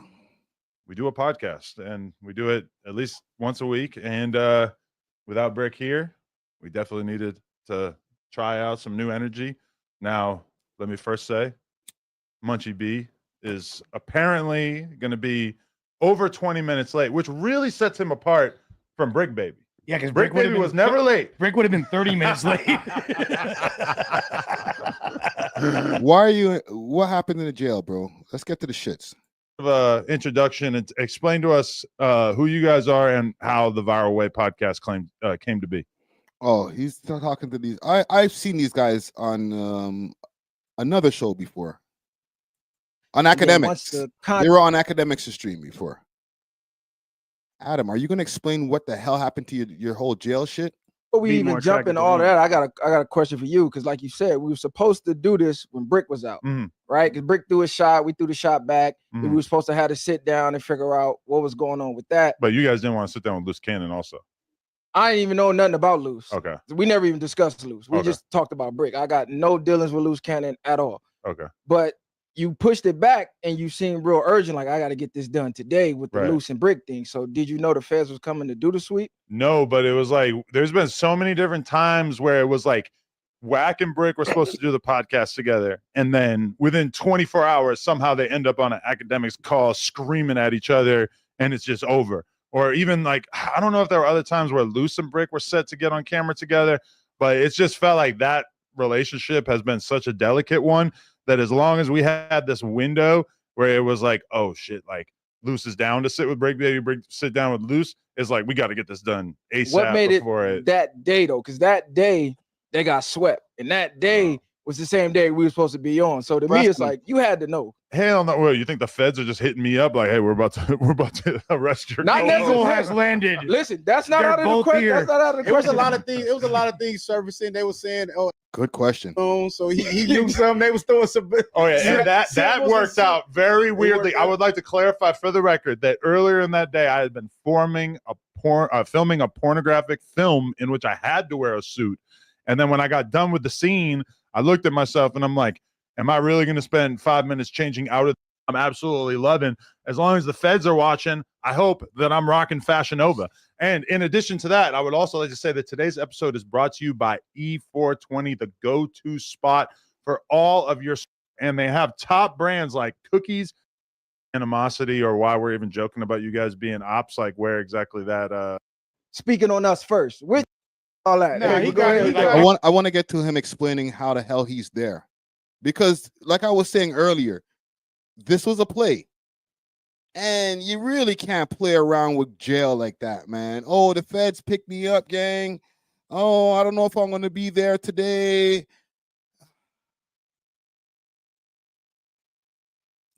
It's not really the type of shit to make content out of. Like, hey, you know, tune into the No Jumper podcast because I might not be there because the feds picked me up. This is probably part of the reason why Adam don't fuck with me no more. I just gotta speak my mind, bro. It just looks weird. It wasn't because of Brick, like he came and teamed up with us. being a Crip is that being blue pilled has very different connotations. Listen. If you're talking to like the most gangster, solid dude in the world, and you ask him some silly shit, and you immediately just feel the shift in their energy, where it's like, oh, okay, they really don't appreciate that, and that's going to be bad for the podcast if we continue that. Then you know you've got your information there. But then some people are down to kind of play ball and joke around about shit, and you know it's like I'm always just trying to figure out where people are be a narrative with 4 extras, because like they. All right, let's go to where they are currently right now. Out of your mouth, which is not how I feel. I feel like, you know, if you're grown enough to be able to sit on a podcast and talk, then we should probably just take it at face value. Could it be the latter? Well, but to be fair, almost everybody. See, this is what's pissing me off, man. I feel like we got tricked. Could be considered extortion or, you know, payments for checking in, whatever. not a in guess. retrospect, I feel a little naive since he did call his podcast that, and he was talking about the checking in process pretty openly. You talked I about mean, like Brick because on the at the end of Breakfast the day, Club. we see we understand the box. All right, I'm not playing any more of this shit, man. I'm sorry. The way that these guys position the story. All right, and let me just check the chat over here.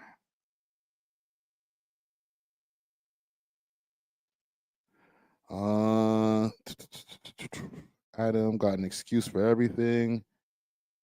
Free the real one. Oh, no. I don't see anything about him there. This whole jail shit of him getting picked up by the feds. They duped us, gang. Unless, and I went on Twitter while we were watching this clip here. I went on Twitter just to see if anybody had already clipped anything from this episode. They're about, how long in right now? 39 minutes into the stream. And he hasn't explained, from what I've seen, why he was locked up. Unless I'm missing something. Let me just make sure. Being super stoic and serious about it going to do when that's never been. Me and Brick's whole friendship has been fucking with each other, joking around. Brick would be making fun of either one of us. Exactly. If I was locked up right now, Brick ain't making fun of y'all in the face. Yes, he is. And about in me indictment, taking dick in Brick ain't prison. making fun of y'all. Brick would have been tripping about niggas speaking on y'all. Facts. But even to go with that, you said you can't affect the outcome. Do you feel like you've affected what's going on with them right now? Not really. You don't? Although I can speak on some very, very privileged information right now that I think is Talk going to about it. set the internet on fire because Is it? all right, let me break this down for you. Let me break down the last 24 or so hours of my life. So let's go, man. I this morning got a colonoscopy as a result of the fact that I, for a period of time, was suffering from a condition called colitis, in which your colon becomes infected and irritated, whatever. They wanted to do a colonoscopy. This is my second time doing it. Basically, it involves you don't eat any food for 24 hours. You take a bunch of meds that make you shit out every last ounce of water and shit inside your body. And then you go into the doctor's office. They put you to sleep. They take a camera. They put the camera inside of your butthole, which means, yes, I was booka booka today. And Brick's very jealous. By a large Samoan man. I don't know. I was locked up. So I was knocked out, so I don't remember anything from. So you went and had a colonoscopy. You didn't get picked up by. What the fuck am I hearing right now, broski? It at all. I'm sorry, Brick. I know that this kind of goes against the nature of our relationship and everything. I wasn't supposed to let another dude hold me down like that while you were locked up. I'm so sorry. But I did that today. Anyway, yesterday, I'm sitting around the house, starving myself all day. I actually have a newfound appreciation for fasting because I do feel like I achieved some sort of mental clarity while I didn't eat food for a day. Shouts to the monks. But while I'm in my house, I'm playing poker on my computer. A guy comes to my front door, and I didn't actually even know, but my girl was communicating with him through the box in the front of our house with the camera. Okay. She texts me. She says, "There we go. A dude is here from the FBI, and basically he's trying to serve you with a subpoena." And so she told him, like a ride or die would. She told him, Adam's not here, and he's off at work or whatever. I forget what she told him. And so I immediately hop on the line with my lawyer. I say, what should I do? I don't want to, handle this situation wrong. Over and over and over, I've sat down with rappers or whoever who tell me about situations in which they divulge too much information to the police or whoever, and it ended up coming back to bite them. Especially, something that comes to mind is like Hurricane Chris, who caught a body that was blatantly self-defense. Soon as the cops come, he airs out his whole situation and ends up coming back to haunt him because the state ends up trying him.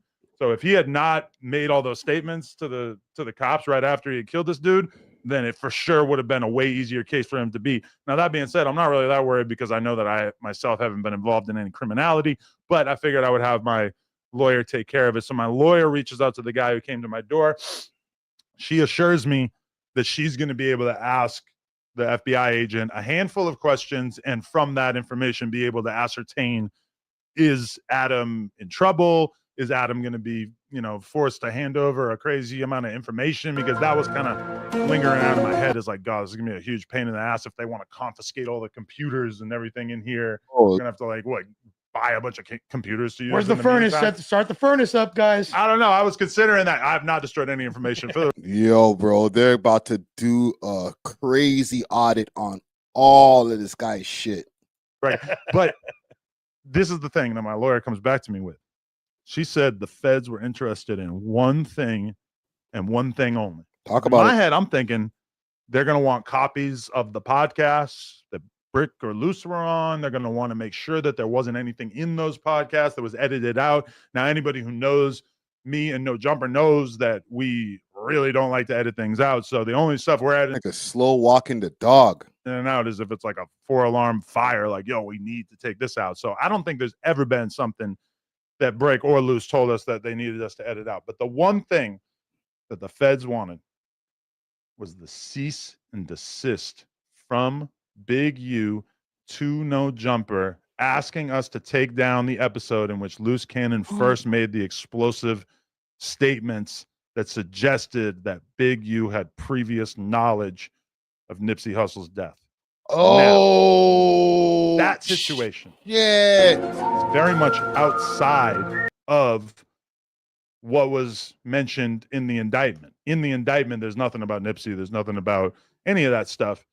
So this to me is kind of massive because it makes me feel like, oh, the FBI is interested in what Big U's involvement in Nipsey's death might be, which to me seems gigantic. I don't know why that cease and desist is not going to help them prosecute Brick Baby or Loose Cannon or anybody else.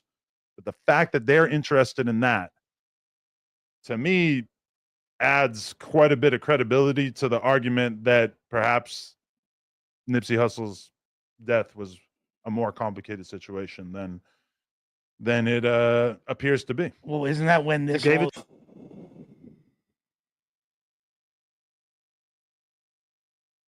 It's rough. I need to open another screen. That is a mod thing. Holy shit, man.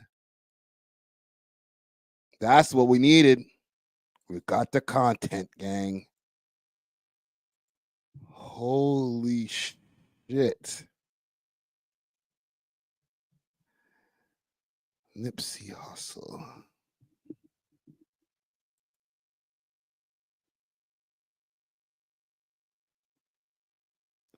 And the thing is, they took it down off of the No Jumper channel. So you're not going to be able to find this content via No Jumper. There's somebody who reacted to it over here, but I'm going to do a solid. And we're going to go over to Twitter.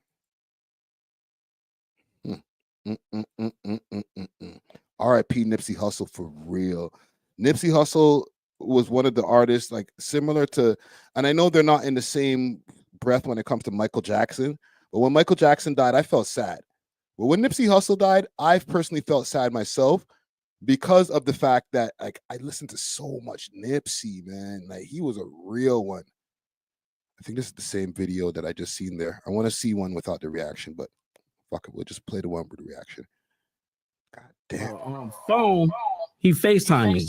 And I'm on a phone, he FaceTime me. So he FaceTime me and stuff like that. He was like, Nipsey just got killed. I'm like, sick, so I didn't hear that. So I hang up with him. I called Nipsey and I'm like, Nipsey, what's up? He was like, oh, what's up with it? Nipsey answered. Nipsey answered. He answered the phone. But it's got to be a better one than this. I'm not doing this with a double up vocal on it. That is rough work. How much cleaning did Big U do on this shit? Jesus Christ.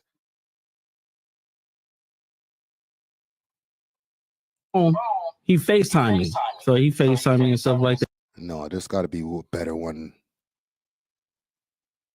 They really did it like this, eh? Holy shit. To sit down with where you can't really find one that doesn't have a trash audio. He FaceTime me. Oh, there we go. So he FaceTime me and stuff like that. But we shouldn't be we shouldn't have to dig so deep into Twitter to find one that doesn't have a messed up vocal. But here we go. He FaceTime me. So he FaceTime me and stuff like that. He was like, Nipsey just got killed. I'm like, 6-0. I didn't hear that. So I hang up with him. I called Nipsey and I'm like, Nipsey, what's up? He was like, oh, what's up with it? Nipsey answered. Nipsey answered. He answered the phone. And I was like, I love you, cuz, or whatever like that. Did you tell him the call you just got? Or you didn't even mention it? I didn't mention it. And that's what fucked me up because my cousin is Nipsey baby mama. You get what I'm saying? So it was like I could have probably stopped it or it had it. Stop what? Fuck you mean? That fuck you talking about? No, because listen. So after I talked to Nipsey and I was like, yeah, I love you, cuz, or whatever like that. I'll see you later or whatever. So I hung up the phone. I thought Big U gave wrong information. 30 minutes later, the homies blowing me up like they just killed Nipsey. And so I'm like, wait. You get a call from Big U telling you Nipsey just got killed. Yeah. You panic, called Nip. Nip answered the phone. Yeah. And you we like were just talking on regular. So it's like at the end of the day, I didn't even think about it because you don't even warn him that you got that call from dude. No, because their relationship was so fucked up. It'd be like they be hot one minute, then they be cold the next minute, and then they be lukewarm. Like you and just 30 minutes after you get out the phone with Nip. Watch Wack, yo. Wack's just trying to draw the man out, yo. That's Toronto slang for Wack is just trying to help this guy to incriminate himself. So tell me more, nephew. All right, so what else happened then? Oh, hold on. Slow down, nephew. Say that again. Say it slower. Like, all right, bro. I know Loose Cannon's watching back now from his jail cell like, this nigga Wack want me to go to jail. He really wanted me to go to jail. He get killed. Yeah, I got it. So on. you- They be hot 1 minute, Look how attentive he is. and then they be cold the next minute, and then they be lukewarm. Like you And just 30 never knew. minutes after you get out the phone with Nip, he get killed. Yeah, I got it. So all you on think the he hit TV you show. Say a that little again, too nephew. early? Yep, he hit me a little bit too early. What? The homie Shitty, double back 3 times. What? You get what I'm saying? And first he shot him, boom, go into the alley, came back and shot him, boom. It wasn't good enough, and then he came back and he shot him again. But now it's like how did he know? Yeah, no, but that's crazy. That's crazy. It's deep. So it's like I don't know who to trust. Now let me ask you a question. I heard this. I don't know how true it is. I heard that. Tell me more. Let me ask you from another. You know who else does that? Nah, I ain't gonna say it, man. You know when people ask you the same question but in different ways, so that they can get you to give more answers. You know what I'm saying? Divulge more information. There's people who do that. I'm just trying to remember. It's like an organization. They're in everybody's city, but like we'll get back to it. Shitty and Nipsey had a fight. Yeah, they had prior to a couple weeks before that. they had a fight like a week before that when they had a fight. He wears red, but like the ones that I know about, they wear blue. Call me Gang Strong if you know who I'm talking about. It's kind of similar, very similar. You know, Shitty ain't known for fighting. Yeah, not at all. He known Not at for all. Yeah. doing the other things. So at the end of the day, it's like Nipsey beat him up. Nipsey is what's like 6'4", 6'5". Shitty is like 5'5", 5'6". You get what I'm saying? Like frails. Bad like, boys. What you he get hot. So there was already some friction there. Yeah, it was already friction because what you gonna do when Sheriff John Brown come for you? Because of like some police telling shit. And now let me ask you something, bro.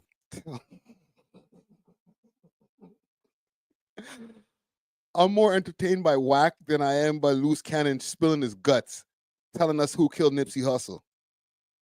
Cause you know they gon'. I know you.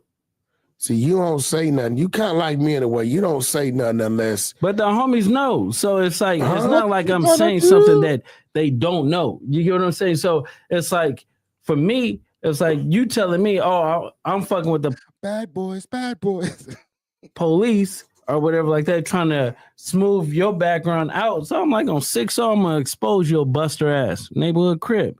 And if a nigga take it any type of way, what you gonna do? And they could get at me or I'll pull up and get at them. It's like so you what you gonna do when they come for you? Pretty much saying he called you, told you Nip got killed.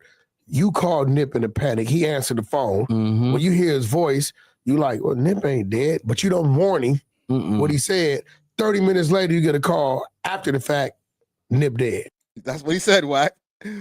What you gonna do when they come for you? I don't even know the words. Sorry. Oh man, this shit is not gangster. Yo, LA, y'all got an answer to this, bro. To him though? Isn't We did hand it over, yeah. isn't this when Of course that you did. You didn't think that he wasn't? I mean, really, like, So it's safe to say you the feds. I'm happy to help the feds with talking God about a document that damn. we have previously discussed on here over and over, and which doesn't, doesn't implicate anybody that I know or whatever. It's and it's not like I know about Big U doing something illegal. Big U did something perfectly legal by sending over a document to us asking us to remove a piece of content. Now, for the record, it doesn't mean that we were talking about murder. This means that there's a full scale investigation into Big U's involvement So in you this don't situation. you don't feel like you played no part in them getting booked at all? No, Like not really. with the shit they set up here and you clipping it up. I mean, I get you live and people might be able to screen record, but some of the shit these niggas is saying, you sit back, like even the feds probably like, I can't believe like these niggas is this dumb. Then you clip it up. Facts. You know what I need to do? I need to go over to Twitter after or while this live is going on and download that, because jeez, if Big U's out here cleaning the internet, whoo, I need to keep the content. I need to go find myself a USB.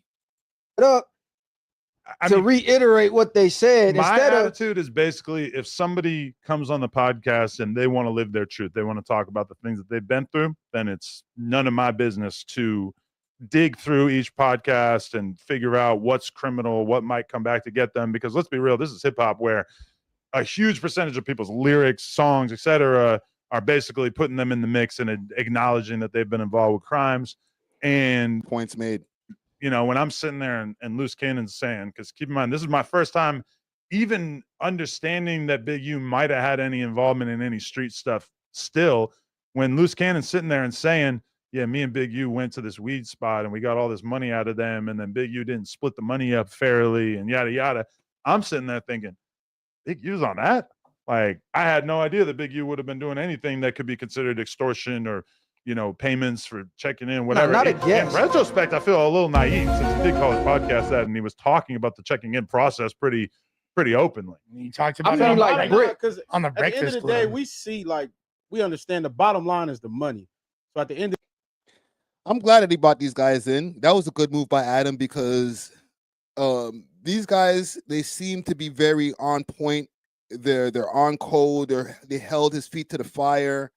They had some choice words to say on him on a past podcast where Flacco had went down to go see Akademiks, who we're going to be talking about next, actually. But yeah, this is a good move. Salute to Adam22. Even though, bro, you're doing some wild shit. He did get, I guess, approached by the feds, but him getting picked up and brought into the federal station, I guess he was getting a colonoscopy instead.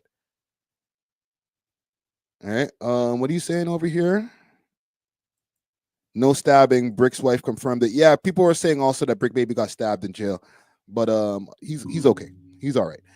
I'm gonna move on to another story that's still surrounding this whole thing.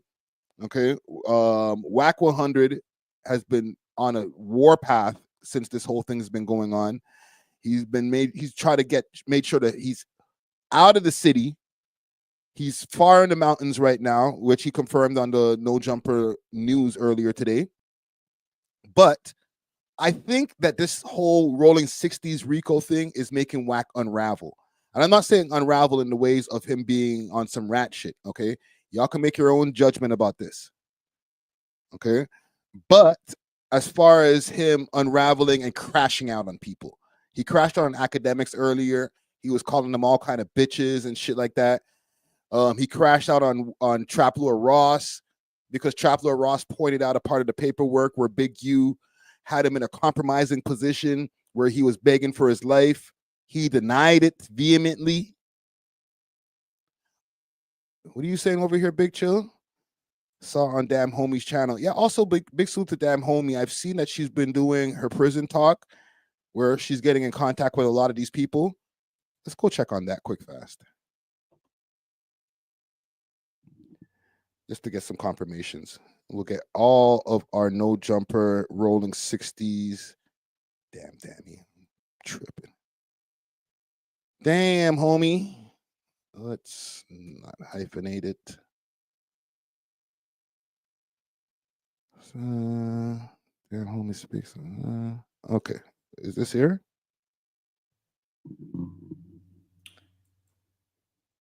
But as much as I hate Brick Baby, I don't want to see him in jail. I don't want to hear that he got shanked up closer, but not like too close to where it's creepy. Okay. So a couple of days. Let me subscribe to her channel. Salute to Damn Homie. Let us find this Brick Baby stuff.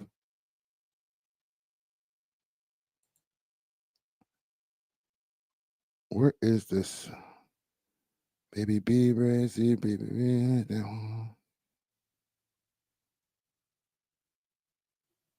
When is it from? When exactly is it from? Just so I don't have to be looking all over the place. Is she on her Instagram? Let me know before I go on a wild goose chase. We'll get back to what's going on with Damn Homie in a second. But Wack 100 has been out here. He's been pressing. He went a little bit crazy on Akademiks pause earlier to last night. I'll pull up the clip via Twitter. I'm telling you, I've been living on Twitter.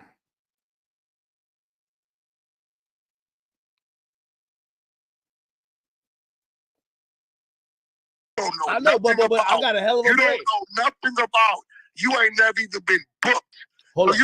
So this is the same question that Akademiks is pressing him about. It's the same question that I guess that came up with Trapler Ross. All right, the whole thing with him getting pressed by Big U, they went over to his car, some shit like that. So I want to go over exactly just how Wack is reacting, because Wack is reacting, trying to deny it, but then the way he's going off, he's kind of gone off the deep end. And this goes into a little bit more as far as I guess Akademiks holding Wack's feet to the fire and taking some kind of accountability in some of these issues, like what we were watching earlier with the loose cannon video. Like he's like, "Tell me more, nephew." So let's get into it. What the fuck you be talking about half the time? Wack, I think neither one of us has had federal charges. Feds is different. We It both, don't matter. You haven't had feds. Hey, bro, the feds is not wasting their time with a nigga talking about he want to fight a nigga. Well, why do they waste their time to go talk to Adam then? If so, they're threatening you. They wouldn't waste their time to talk to you, but they would talk. So I'm gonna ask you guys also in a poll right here, and for the replay of this later on, let me know in the comments below. Do y'all think that the feds actually went to go speak to Wack 100 as well? Because this is what Akademiks is trying to get to the bottom of. We just saw that, Adam22 had to go speak with his lawyers and go handle that in a way where it's like, listen, you guys want this Big U tape or this footage that's gone? Well, take it.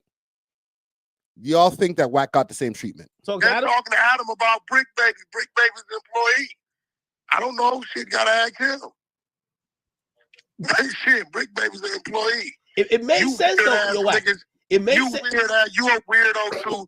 You niggas, look, let me break something down, Y'all want to put me in something. No. It's not putting you in anything. Listen, I'm asking just because I do a podcast with a nigga don't mean I do everything with a nigga. When I do it you from 12 to 1 is what I do with you from 12 to 1. What the fuck you doing from 9 to 12 is your business. So making points. Hit that like button also for all those people who might be just popping into the to the chat right now. This shit is 2021 shit, 2022 shit, 2023, 2024. Fucking Brick Baby. I know the world didn't even know who he was till 2023 or late 2022 when he got to No Jumper. He's a nobody. Let's establish that now. Nigga was in fucking Atlanta. And listen, big salute to Akademiks, because Akademiks knows how to speak Wack 100.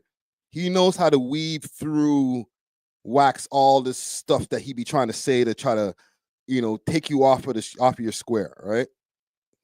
Watch. And I've never seen this nigga day in my life. Let's establish that. Okay, but Wack, you're still taking the point. No, I'm not. Let's go, Wack. If they talk to Adam, if they talk to Adam, I would assume they would at least. Again, Adam's not in trouble. It's not like you weird as a. See. He's trying to smooth it over. He's like, Adam's not even in trouble. Wack's just gonna try to violate him. If you listen, if you assume that, I don't own no jumper, assumption. Like I don't own no jumper. This is perfect deflection techniques when you just talk over somebody. He has a very booming voice, so he knows that he can overtalk you. So when you're trying to make good points, he'll just say, "What you talking about, weird ass nigga? On Pyru," and basically you just get drowned out. All right. I don't have employees at No Jumper. I'm a partner on one show. I gotta turn out You my get it? I headphones. don't control the Jesus. building. No. I don't control cameras. I don't Look at Akademiks. Poor Ack, man. Ack is just looking under duress. You could do it, Ack. Push through, bro. control payroll, bro. Wack, Stop playing with me with these narratives, dog. No. That's not the angle I'm Niggas gonna saying. get What I'm saying is that stop playing with me with these narratives, yo, bro. Big U is the. I ain't got nothing to do with extorting, sex trafficking, a murder of a fucking football player, a fucking grid. Hold on. Good question. Big salute to Brown Skin Dragon. She asked, question Friday, when referring to the feds, do you ever use the word we? No. I personally don't. But like I said, you know, they got similarities, you know? Some of the ways that Wack acts, and I'm not trying to accuse Wack of that because he gets very offended when you call him that. But he has a lot of similarities, asking questions, the same question multiple times in different ways to try to fish out information, recording phone calls, all these different things. It just, how can I explain it? What's that skit was? I think it could have been Chris Rock when he was like, you're not a crackhead, but you're acting crackish. All right. He ain't a fed, but he's acting fetish. Not fetish. Well, shit. Copish. Let's use that. You know what I'm saying? Fetish is just a whole other word. And you know, he got his 3 fingers thing. That's a whole other conversation we don't want to get into. That I've been attacking and exposing for the last couple years. I ain't got nothing to do with what a nigga got caught with at his house. I ain't got nothing to do with a dispensary. Yeah, but stop trying to put my name in shit, bro. Right, but they did mention an incident that they're saying See that perfect deflection technique right there. This guy said, I don't got nothing to do with their dispensary. I got nothing to do. This nigga not asking you that, bro. He's asking you, did the feds even talk to you? Because Adam obviously got approached by the feds. You be talking big talk on all these podcasts. Did they just approach you? Answer the question, yes or no, bro. You Enterprise tried to step to you and they weren't successful. So no, they mentioned Big U having a phone call. They didn't mention witness or CI reports. See, this will use a little bitty mental midget. If it would have said she witness 1 or CI reports, this happened, then you got a point.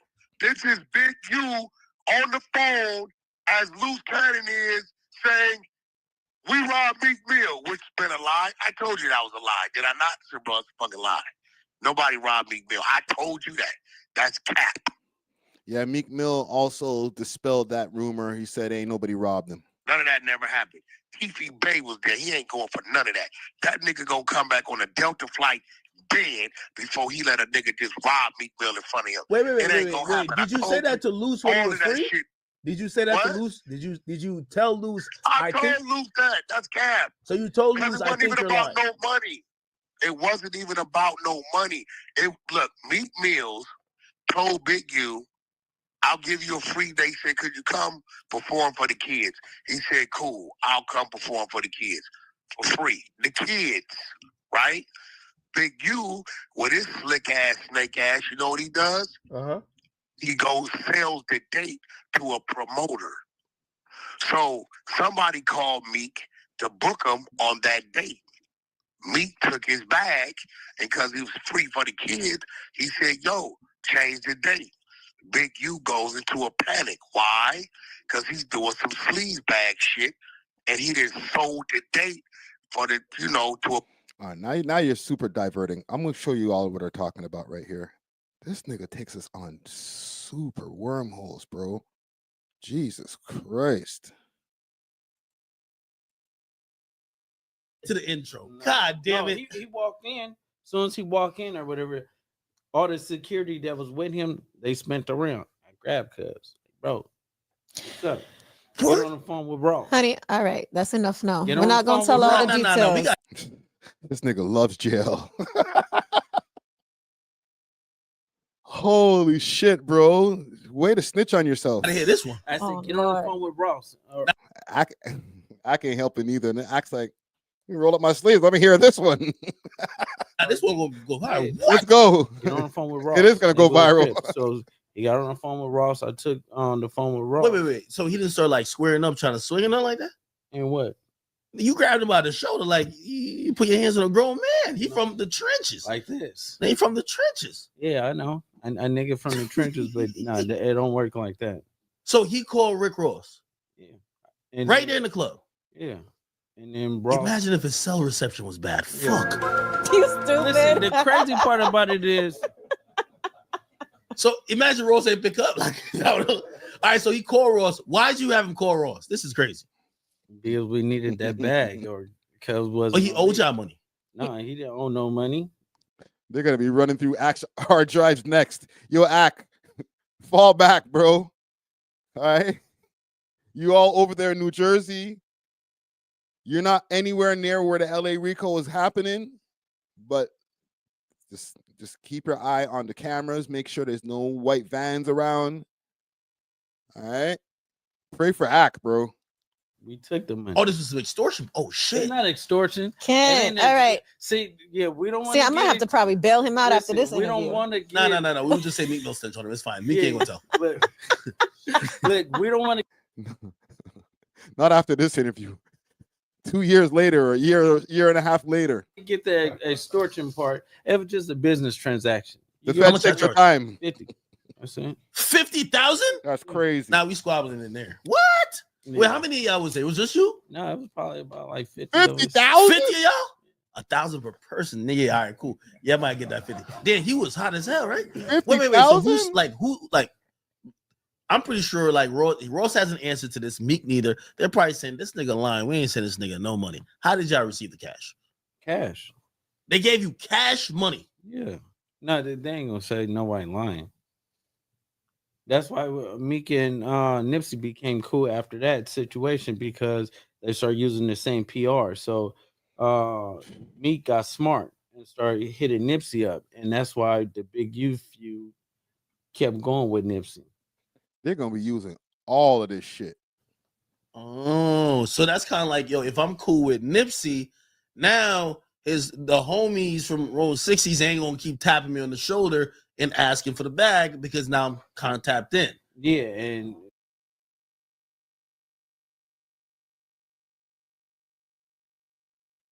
yo, these guys, and I'm not even blaming the podcasters, because like, yo, listen, I would be asking the same questions. So when we put it all together now, break that down.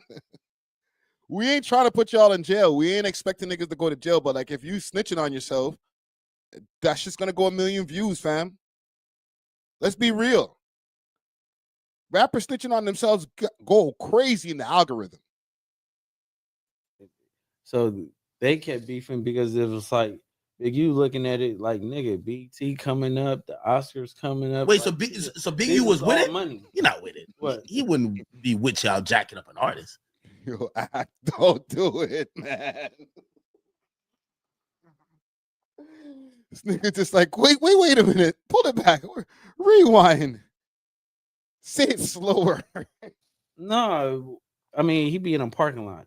That's just the type of nigga he is. But he would know about it. No, he knows about everything like that, because if just about like everything, you beefing with a nigga and I fuck with you, yeah, automatically off top, I'm beefing with that same nigga, because that's just how. Okay, let me be clear also, right? Sorry. All right. The entertaining thing to me, why I'm laughing, is I'm not laughing at people's downfalls or people being in jail. Let's be clear about that. All right. All these people have families. Let's be serious for a second. Let me be serious for a second. I'm not laughing at these guys being in jail, because I don't want to see none of these guys in jail. None of them are diddlers or any of those types of things that are, keep them. All right. They're just a bunch of gangbangers. We're just dumb, just stupid. All right. What I'm laughing at is just the willingness to self-snitch. They're just mouth vomiting. What else you want to know, bro? I put the gun to his head. I bought the gun on Tuesday. Like, you want me to say it slower? What part don't you understand? When I tied him up or when we got the ransom money? Like, it's so crazy to me that it's comical. I just need to put that out there as a disclaimer. Maybe I should have put that at the beginning of this segment here because people ain't going to see that part. Maybe they'll be like, Friday, you're an asshole. You're just laughing at these guys' downfall. No, I'm laughing at their stupidity. You got to admit, it's hilarious how stupid these niggas are. Holy shit, man. They're so... Niggas is better at telling on themselves than gangbanging. How the shit is. It's Yeah. like I'm not gonna let nobody talk shit about you, and that make me look like a bitch, or it makes me feel weird because how comfortable can you be talking shit about a nigga that I fuck with to me? You get what I'm saying? And the rules of it is like bro, we gonna lay you down. We gonna get you. Why you think at All-Star Weekend everybody Points are being made right now in the chat. Comment Gang Scrawling. Big Chill says, how he survived this long is crazy. Facts. Like, this nigga needs a helmet, bro. How are you this stupid, my nigga? You're just blah. This is not even No Jumper. People are like looking at No Jumper like, oh my God, yo, this nigga went on No Jumper and snitched on himself. Nah, bro, this guy is a professional snitch on himself. He's not a professional snitch on other people. He's a professional at snitching on himself. He's made it into an art form, can we say? Like, bruh, the statute of limitation is not even close to up on this shit. Like, this shit is like fresh crime. You know what I mean? Right out the oven. And let me tell you about it. Want me to slow it down for you? get robbed? Why you think all the rappers that go to LA always get killed? You get what I'm saying? Yeah. Why It's you think because, it's nigga, us? it be backdoor moments. So if Megan had that 50 piece, or Ross was like, yo, you know what I mean? I can't afford it right now. He in the trunk. Yeah, of course. Damn. Like we grabbed a nigga and took him outside and we waited. Wait, for real? Yeah, Nah, this is... Yo, can anybody corroborate? I'm done. Nigga, say it again. Damn. Like we grabbed a nigga and took him outside and we waited. Wait, for real? Yeah, Nah, this is great. Yo, can anybody corroborate this? Man, you better ask Gilly. Shit, Gilly know? Oh, down by now he's the homie. corroborating. Oh, Because of Gilly Big was Mike. there. Wait, Gilly? Yeah, the homie Rose and them stripped. We're talking about Gilly the Kid. We're talking about the guy with the podcast. We're Yeah, talking of about course. $1 million Gilly the worth of Kid. game. Yes, that Gilly. He got his son stripped down and they stripped down Gilly. What do you like for what? Like what? What do you mean?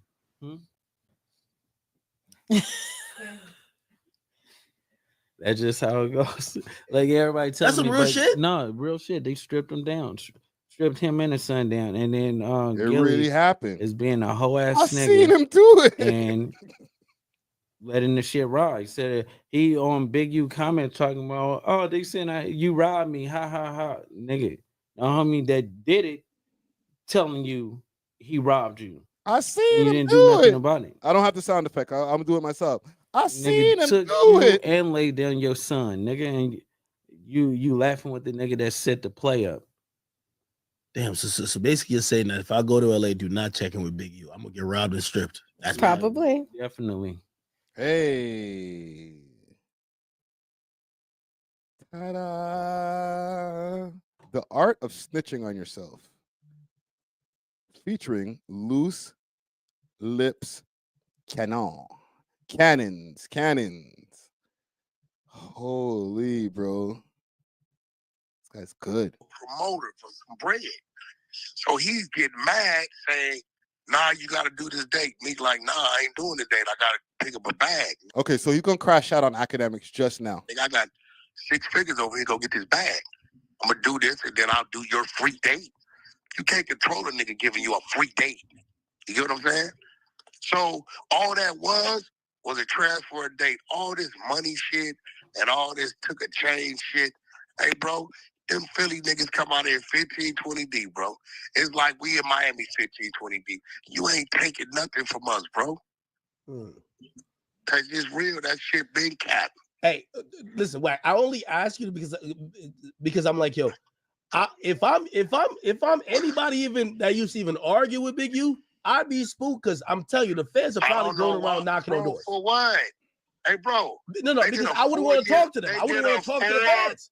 Year investigation. Okay. Ack is focused. You know what I'm saying? Okay, thanks for that story, but let's stay on this though. Like, did the feds come talk to you? You think they don't know what they looking at, what they want to do, what they trying to do? A nigga on the phone talking is a nigga on the phone talking. Unless he's saying a crime is being committed, they don't pay no attention. What a nigga say he want to do. Okay, so explain why they're going to act, because Adam says he's gonna. Which, by the way, I think that's stupid. I'm not fucking Adam. Adam is the owner of the building. Brick is an employee of Adams. You know what I'm saying? Hold on. Yeah, Wack. But they wouldn't be.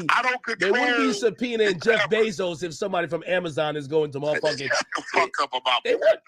You stupid as a motherfucker. They would have went to that build, nigga, and whoever build he worked in, they gonna go talk to the motherfucker running it. No jumper, ain't They no don't gotta fucking talk to. Amazon. They can subpoena the whole shit. They could just run in there and go take the Hey, DVR. bro, they can do what they want. Adam is the dude's boss. Adam is only one person control that building. That's Adam. The videos, I don't know what the fuck. You gotta ask him. Well, for Keithy D with Vlad, they felt that there was a confession given to Vlad. If you're gonna talk to federal authorities that are talking about RICO, even if you have nothing to do with it, have Adam, a lawyer. First of all, he don't know nothing about Big U. He don't know nothing about Loose Cannon, but I need to check in the chat over here. I'm asking right now in a poll: was Wack 100 approached by feds already? 88% of y'all are saying yes, and only 12% of y'all don't think that should happen. I don't know, Wack. No. Wait. Let me clear that up. No, let me clear that up. Let me clear that up. Oh, here's the crash out. Here's the crash out. I would hope not. you and the rest of these bitch ass niggas stop trying to incorporate me in something that ain't got nothing to do with me, homie. You nowhere in there where you see shit was orchestrated with Wack 100. Wait, Wack. Stop trying to put me in No. Wait. That ain't got nothing to do with me, nigga. Wack. I ain't from rolling 60s. Wack. Let me clear that up. No, let me clear that up. Let me clear it up. I'm not What are you talking about? No, I'm not saying you had nothing to do with it. No, that's what you keep. No. Let me clarify this. Hey, look, bro, get in your lane, bro. No. Some shit is disrespectful. Here we go. No. Only thing, bro. I wasn't in trying your lane, bro. I'm gonna ask you. Wait, I don't know if you dumb or slow, or you just playing for content. No. He's getting pissed. No, hold on. You think I'm saying something I'm not? Did you read all the shit? Yeah. No. What do I got to do with any of it? I think that the feds would want you to be listed as a victim. I'm not a victim. Dummy. No, hold on. I'm not saying you are, but I think they would want to happen to you. Okay, I think they would want to talk to you in that sense, and you could probably say no. You could probably be like, "No, I'm good." But to you, bro. But let me explain something to you, He's about to go in, bro. I'm gonna say this one more time, bro. For the people in the None back. of that paperwork, none of those actions, no laws were broken when it comes to my name. It's just a nigga talking. Okay. And the nigga's not talking about having me assassinated. He's not talking about kidnapping me. He's not even saying killing me. Well, he didn't say break his jaw. He said, I want to break his jaw. If that's the case, niggas should be investigated every day, right? I mean, that's true, too. But you know how RICOs go. A RICO. Salute to Akademiks. I feel like Akademiks did a good job here of holding Wack's feet to the flame when it came to this whole thing. I think they've already spoken behind the scenes, and the real answers are really happening behind the scenes. So we're not going to get to know what really happened. We can just pontificate. We could just give our opinions. But in my opinion, as somebody who's been doing content for years, and I've also, have had police officers on road show me, hey, watch the podcast. IRL, I would believe that maybe the feds gave Wack a call. I'm not saying that Wack is snitching. All right, let's not do that. But they gave Wack a phone call when it came to this whole thing as being one of the people who are in the paperwork that allegedly was held at gunpoint and was begging for his life. If that type of shit is happening, I feel like the feds are going to want to talk to you. They might want to ask you or even subpoena you so that you can testify in court. It doesn't necessarily mean that you go to court, but at least the subpoena might have went out. But to be determined. We'll keep our eyes on this whole thing. You know what I'm saying? I feel like I need to get off of the West Coast anyway. We've been on, and salute to everybody in LA. All my compadres that are over there in the West Coast. But yeah, that's West Coast out right now when it comes to these news stories. What do I got next over here? Joe Budden. Joe Budden has caught another weird case. Basically the same weird case. So this is stemming from the case that he beat a few months ago. There was a criminal charge that was laid against him when he walked in front of his neighbor's door in his apartment building, bucket naked. All right. The neighbors called the police on him.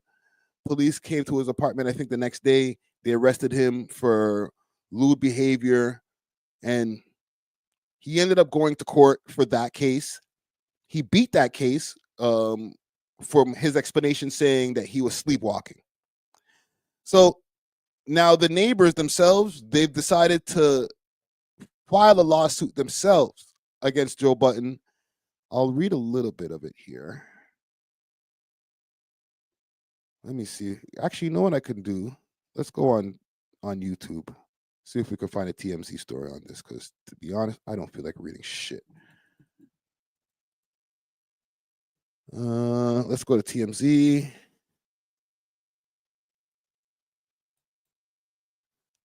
And see if they have the Joe Budden story up in here. If not, I have the article queued up.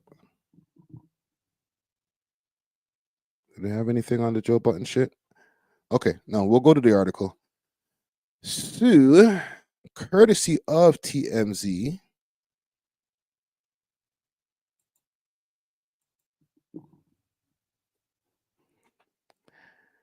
And I'll pull up what I'm looking at on my screens over here. Bada boom, bada bing. Yeah, it's kind of rough for Joe, man. I feel like he's been trying to stay out of trouble. It's just not happening. So Joe Budden sued by his neighbors over nudity incident, allegedly made hostile living space. Hold on, let me open the TMZ page.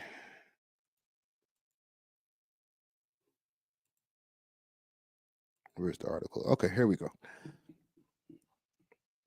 So Joe Budden is being dragged into court by two neighbors who claim he tried to enter their place while naked and been causing a ruckus in the building with his podcast. Dun, dun, dun. TMZ Hip Hop obtained a complaint filed by attorney Thomas. I ain't gonna read his last name. On the behalf of John and Yulia Axioy, my bad. Who claimed Budden, his podcast co-host Melissa Ford, and the condo associates have engaged in a campaign of intimidation and retribution after the Axioys raised complaints about the disruption from Budden's recording his highly rated podcast in the building. A.W.O.L.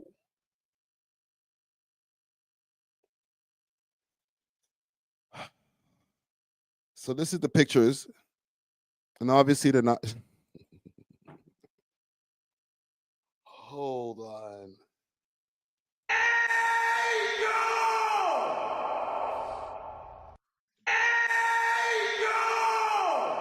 My eyes, man, are burning me, bro. Jesus Christ.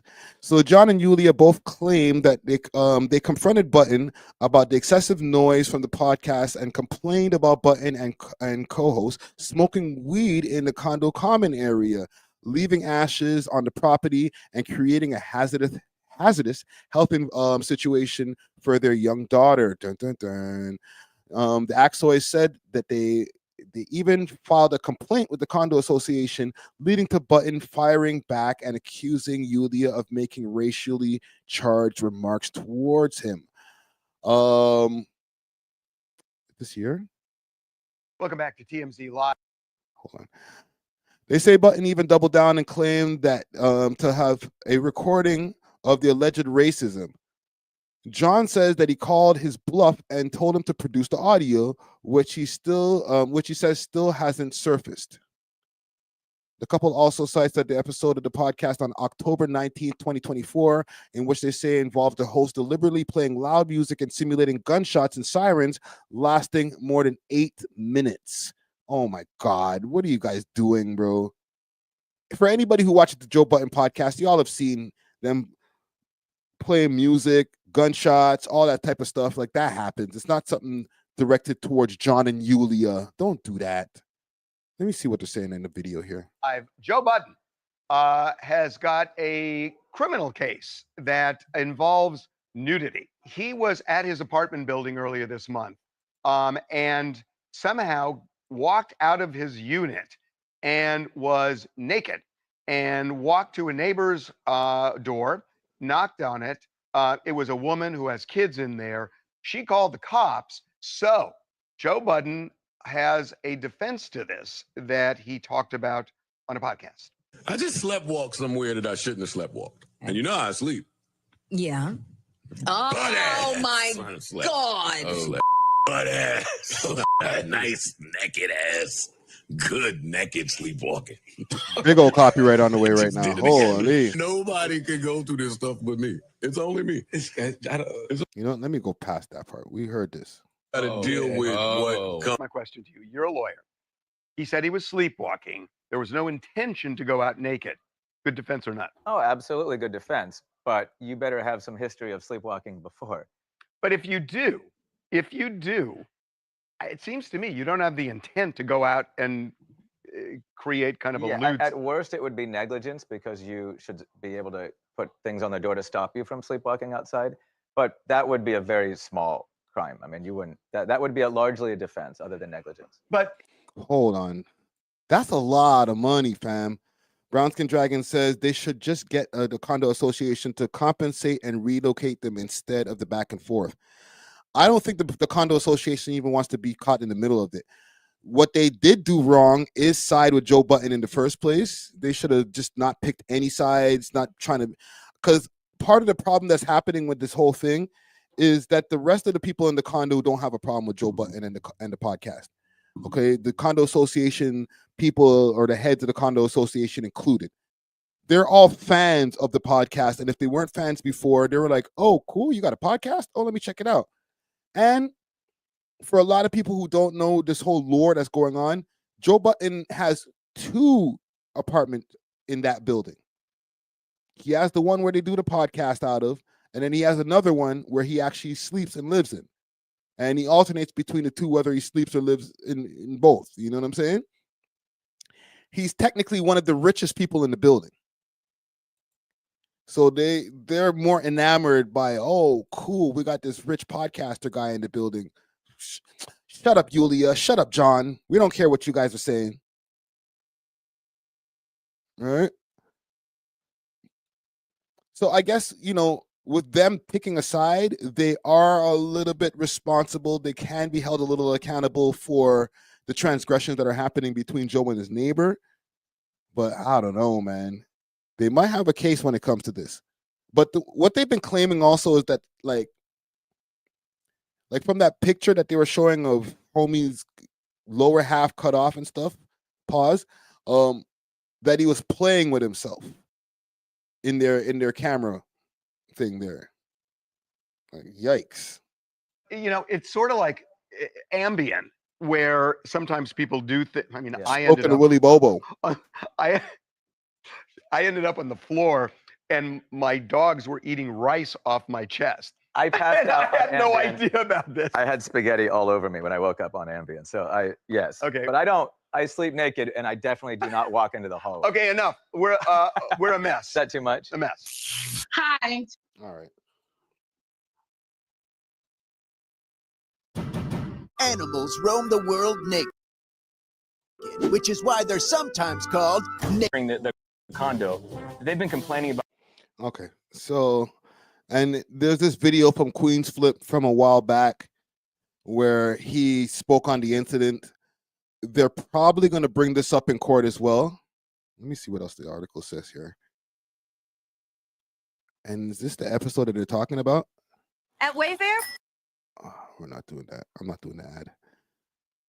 Actually, we're going to have to do that. Let me see. We get pretty excited about furniture. Around here, it's not a patio. It's Sorry, gang. Oh, I love those. The thoughts, views. Oh, I'm not doing that.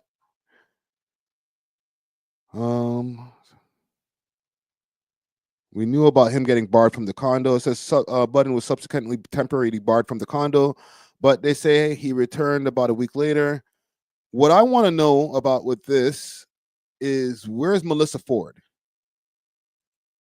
All right, I'm an avid listener of the Joe Budden podcast, and for the last 2 weeks and Patreon episodes, there has been no Melissa Ford. I know it's Joe Budden's podcast, so no matter what, they're going to need him to be there for the podcast. But her name is in this lawsuit.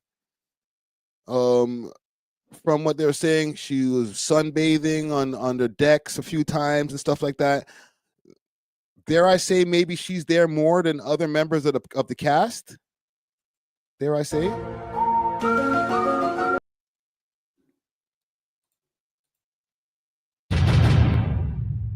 Have you spoken to Joe? How is Joe? Joe is well. I have not. I checked the stories. He's being rich somewhere. You know what I'm saying? He's somewhere out the country. I just want to see if this is something that Yulia and John are going to be able to bring up in court. I don't know. So he's out the country for the new year. For the new year, yes. Okay, so you've known Joe for a while. You guys have been working together for a while. Mm-hmm. You could attest to his character, right? Yes. Is this like, well, what kind of person is he? Before you go, stop. Here's the thing. Joe is my man. I love Joe. Joe changed my life. And like, look where we at. I'm out here living, new cars and stuff like that. I don't know what Good job. Good job. Good deflection. you're going to ask me. I don't know what you want to talk about. I don't. Joe changed my life. We living good. I'm living good. He's living good. That's all it's about. I feel like. Oh, by the way, it's alleged that Queen's Flip called TMZ on himself. So this might not help him in the future. How can I even stand here and comment on my man when he Allegedly bestowed me and blessed me with some of the greatest things in life? Joe was great, man. He looked out for somebody that he knew for a long time, brought me on board, and was able to help me with my rebrand. So I got nothing but positive to say about him. Positive things, great things. Right. Let him enjoy his new year, man. I don't know what's going on. To be honest, I don't. But So what was this interview for? Just to you to plug how much of Joe's a good friend? saying is that the movement is strong. He's the pod father for a reason. You know The pod father. The pod father for a reason. What does that mean? That's what he is. I don't know what it means. It came from somewhere from them. I'm just jacking it. It sounds good. It flowed well. What I'm saying is that business don't stop. A lot of times, you hear things, and this is the industry that we in, where people try to put smut and do things on your name, and a lot of things be racially motivated, in my opinion. You know what I mean? But I don't want to get into that because it's none of my business, and I don't really know what's going on. It was really racially motivated, in my opinion. We got him. Really know what's going on. All I'm saying is that right now the pod will never stop. The pod gonna keep going. Joe will never stop. He gonna keep, you know what I mean? But I don't want to get into that. Put smut and do things on your name, and a lot of things be racially motivated, in my opinion. In your opinion, good job, Queen's Flip. Okay, he's clean, gang. He's clean. I don't know about this whole thing, man. There's way more to the story. For some reason, just having Melissa Ford on the thumbnail of it too, there's way more to the story that needs to be uncovered. I'm gonna have to holler at Danny behind the scenes, because I know Danny, I've seen his video, and the things that I'm talking about here, he's already covered in his video as well. So I don't need to like go and react to another reactor's video about this.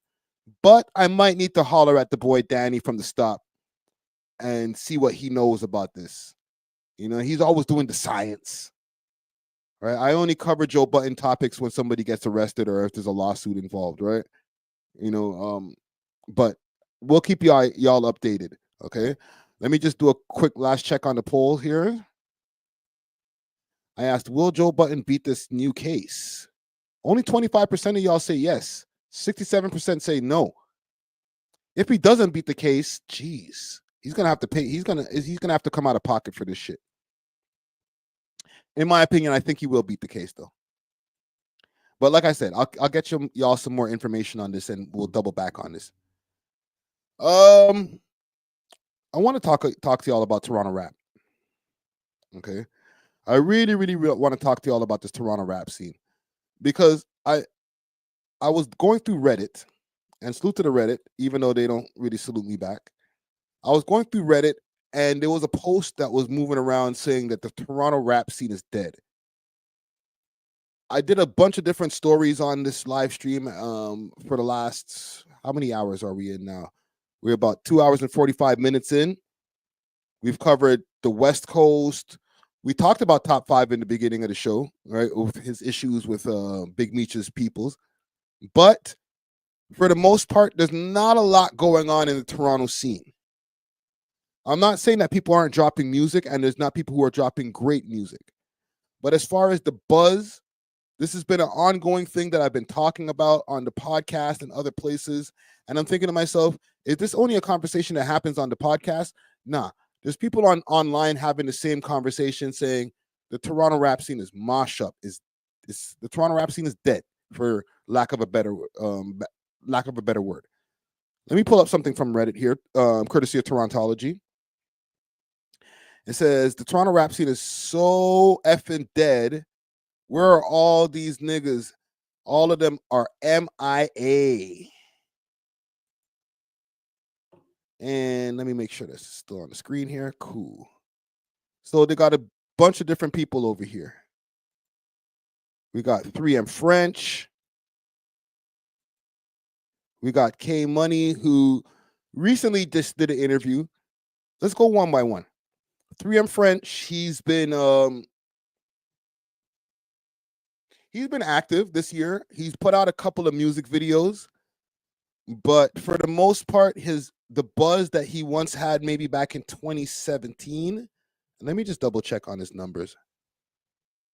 Okay. Let's do this.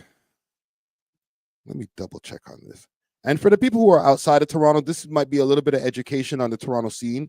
And don't get me wrong, just because they might not be as active as they were once upon a time doesn't mean that they're not putting out quality music in this day and time. So if I see right here, Lamb Truck, 169,000 views, which is good for Toronto. 3 months ago, play a little bit, okay, little tad bit.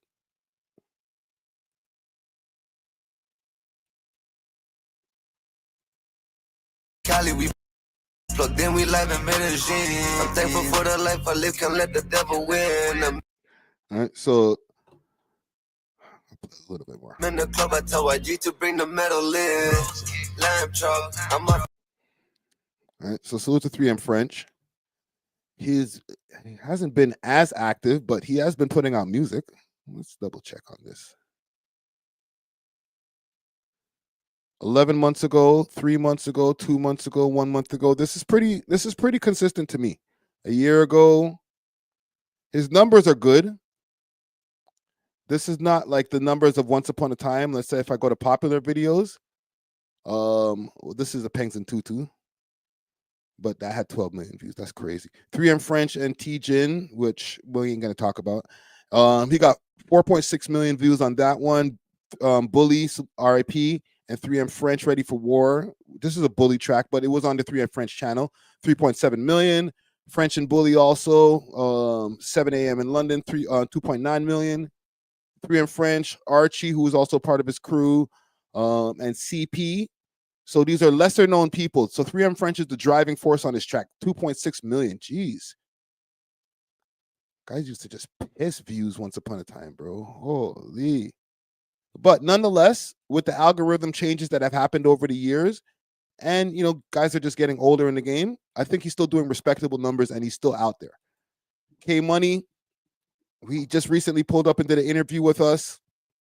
Interview went viral. He mentioned having a new 6-figure deal for, I think, one album that he said. And he went through his little share of problems when it came to the whole shit with Top 5. I'm not going to replay the video of him over at the Raptors game, right? With all due respect to him, right? But that happened. So his journey has been rocky. Let's say that. It's been an up and down journey when it comes to K Money, and keeping consistent, because he has all of these other outside issues that have been interfering with his consistency. So, and he has to take accountability for that himself too, right? But yeah, he's to me still pretty much one of the hottest Toronto rappers in the game.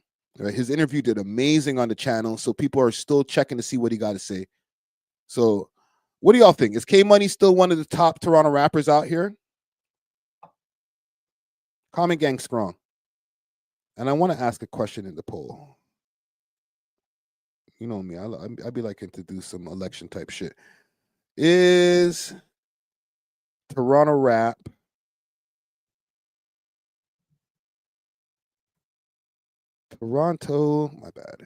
rap dead? All right, comment gang strong. Let me know what y'all think. Who's next? Lil Barrett. Damn.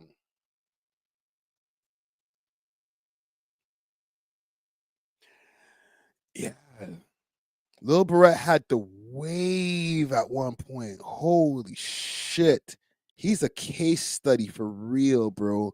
And salute to him too. Like we had an interview last year, amazing interview. But if I go to Lil Barrett's YouTube channel, and he recently put up a post that we covered on the podcast where he said that he was not retiring, but stepping back for a little while. So let's go to his YouTube channel. The song that he has with King Von went crazy, and that's literally just 2 years ago. And for him to get a King Von verse before King Von's passing, big accomplishment. But let's go to... So the last time he dropped a music video was 7 months ago. 110,000 views, 9 months, 132,000 views. A year ago, 189,000, 188. And these are 3 songs that are just solo songs. 2 years ago, 40,000, 60,000. He went through a time where I won't say he got exposed, but I guess he got exposed, for lack of a better term, where his ops pulled up a video of him when he was a kid, and him and his friends were just doing little kid gay shit. Not gay shit like real gay shit, but like stupid shit. Like little kid games. You know what I'm saying? So, and there's a multitude of videos with these Toronto rappers just acting dumb when they're, slapping each other on the ass, doing stupid shit when they're kids. All right? But when that video went out, that really started to that started to affect his numbers. The fans were getting at him because, we're in this culture where it's just more fun to make fun of people in the comments rather than big them up. And yeah, it started to affect his numbers for real. He went on a back and forth with YG. YG coined the term Lil Britney instead of Lil Barrett, and it just became a whole mess. So when it comes to this shit, like a lot of this stuff is polys and back and forth beefs that could kind of sink you. Same thing with K Money. Top 5 released the quote unquote paperwork, and then that just started putting a downward spiral on his numbers and different things like that. With 3M French, who we seen here in the beginning, what I will say with him, and to me, he's still the most consistent out of these 3 people that we're looking at so far. The only thing that happened with him is that he was dealing with legal issues. And because of those legal issues, he really, really fell back for a while. Who's next? Tizzy Stacks. Holy shit. This is a freaking depressing list right here, man. Damn. Tizzy Stacks was recently convicted for a first-degree M that stemmed from an incident that happened maybe about 3 years ago now. I don't remember the exact details. I think it had something to do with him running up on somebody at a bar or something. But yeah, he's sentenced to life. He's out of here. When I interviewed him years ago, which Jesus Christ, how many years ago did I interview this nigga? This is what I'm talking about. Like, these guys all had potential. I interviewed this guy back in Tizzy Stacks interview. Let's see. 5 years ago. Holy shit, man. That's the top buzzing at me. Cody hit me. He's like, yo, I made music 2 hour and then. Yeah, I'm hot at the weather, yeah. Who could ever do it better, yeah? Pull up with the step, yeah. Yeah, you know we flexing, yeah. Holy. People need to be put on to how to do that type of shit. So where did you get the inspiration? Like to be successful? No, not just to be successful, but like, okay, I'm just gonna get this, put this together. Like what inspired you to Just motivation. buy the mic? This information. I see The audio is rough. My bad, gang. This is old school audio. the money sends back too, you know? So that's a plus too. Like, I don't even know what I hate about it, to be honest. I don't really know. Probably like the people, the politics. 5 years ago. This guy was 19 years old at the time that he pulled up to do this interview. This is 2019. So he was 19 back in 2019. And then maybe a year after that, he got into his issues. Who is this? Reality. This podcast is so bunk. You'll never be Adam22. Washed up old man. So you basically pull up on people's channels so that you could just shit on them? That's kind of gay. Find something else to do, my youth. Here's what we can do with you. I got you. Don't worry, sir. You don't have to go through this pain anymore. Bing! Goodbye. See how that works? Easy, nice. I didn't even ban him from the chat or whatever. I just deleted him from the channel. Goodbye. Go watch somebody else's channel. Go suck a dick, my youth.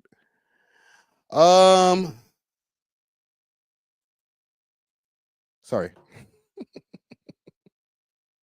You know, gotta do it sometime. Gotta do it, man. Salute to Tizzy Stacks, though, bro. Damn, man. His career is over, though, man. Life in prison. If he comes home after 25 years and then he's still on his life sentence type shit, yeah, forget about it. It's done. If I'm not mistaken, I think this is Prince Dawn. Prince Dawn is down with the crew. What do you call them there? LB Spiffy and those guys. All right, Prince Dawn had he was more, and I won't, with all due respect, he was more of one of the guys who were on the side. I was gonna call him a side character, but let me see. Prince Dawn. And then also, if you want to talk about Prince Dawn, we also got to talk about LB Spiffy, because LB Spiffy, he was the guy in their crew. He was the main guy in their crew. So holy shit, man. Look at these numbers.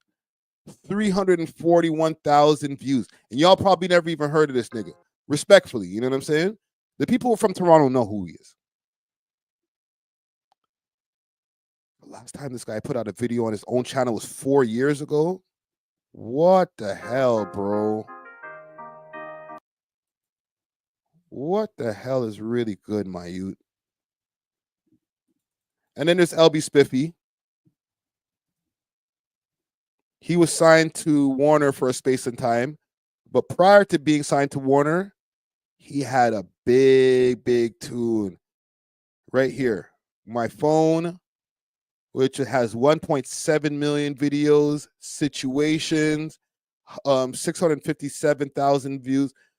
and this is prior, and he has a song with Doobie from 6 years ago. They're all from the same block, from Southside Jane and Finch. But this is his biggest tune here. 2.3 million views. LB Spiffy and They Call Me Ching. Also MIA. These guys are all on the milk box, on the side of the milk box. I Love My Gang.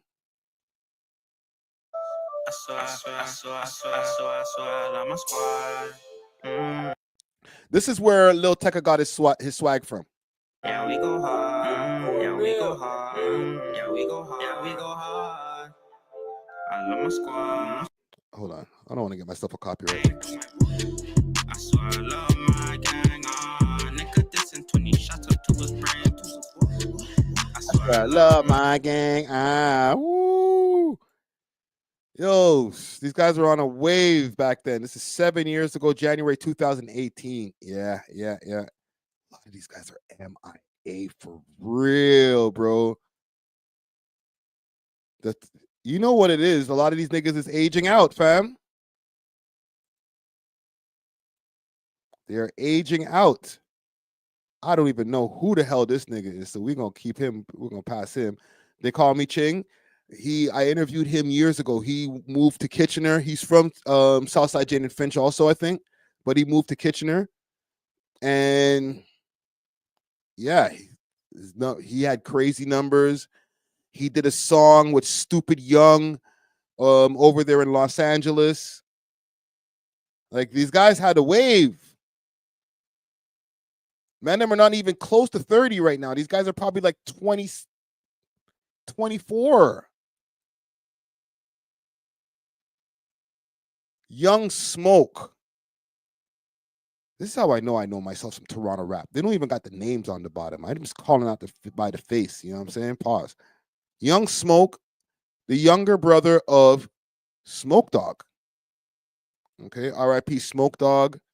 For the people who don't know, outside of Toronto here, Smoke Dogg has a younger brother who's been putting out music for years.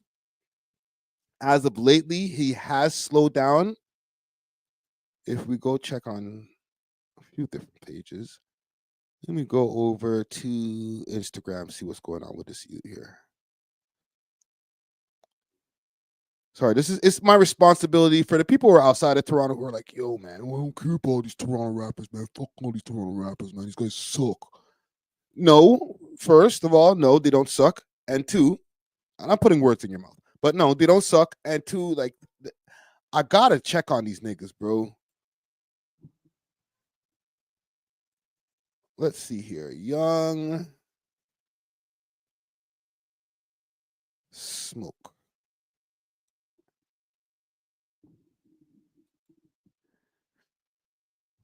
When's the last time you posted, nigga? September 2024, bro? Wagwan. No, you have no. November 2024. Not even that much better. These niggas really MIA. And this is R.I.P. Smoke Dogg. This is Smoke Dogg and Young Smoke. They look like they got different daddies. Respectfully. Let's go to his YouTube channel quick. Real quick. Real quick. Let's go to his YouTube channel. Young Smoke. Check up on the Toronto rappers, man. We got to check up on these niggas. Young Smoke. So this is on their channel, on the Halal Gang channel. Because if you go to some of the oldest videos on this channel, it'll be Smoke Dogg videos. So his videos are on Smoke Dogg's channel. That's crazy. I didn't even book that.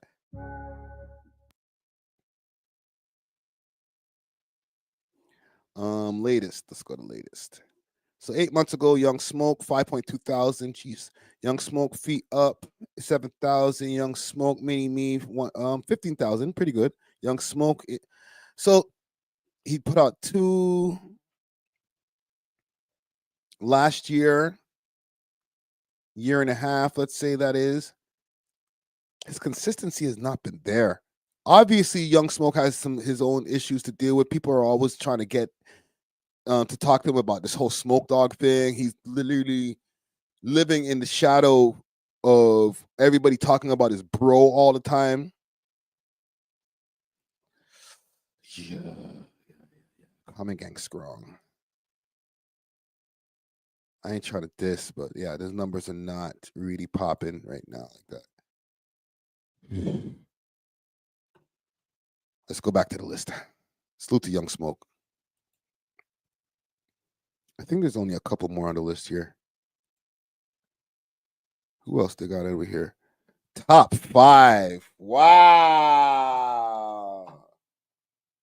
Hold on. I need to double check what is MIA. Oh, 5. They got you on the MIA list.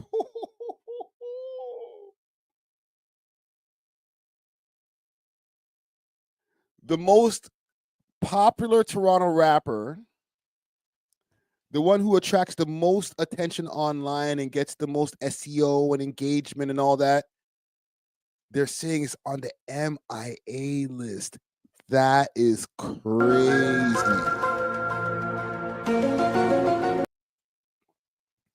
Facts. Nigga don't drop no music, man. We got to be honest, man. Facts, it is the screwface capital, but sometimes we be screwfacing for the right reasons. You know what I'm saying? There's no hate. This is not a hate list over here. This is a list that the Reddit said. The Reddit said these niggas is MIA, missing in action. I did top 5 story earlier in the live. He's not missing in action online, but a nigga don't drop no music. He been home since September last year. No music. No musica. What are we, March? Nigga. Drop a tune. Acapella, something. So I can see why the Reddit's like, yo, where your mans in them? Niggas disappeared, bro. As far as going to the studio engineers haven't seen them in months. We see them online, but studio engineers like, hey, didn't we have a session booked like 6 months ago? Nah, B, I'm gonna get there just now. Right, salute to 5, but bro, drop a tune, bro. They put you on the. I need to triple check this. They put you on the MIA list on Torontology, bro. Holy disrespect.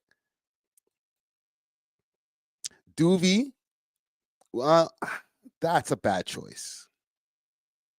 Because Doovie's in jail right now. He just got sentenced. I think he's gonna be gone for the next 6 years. Don't quote me on that. All right, I got to go back in my archives to see exactly how much time he's got. But Doovie will be home just now. As far as he's not going to be gone for the next 10 years.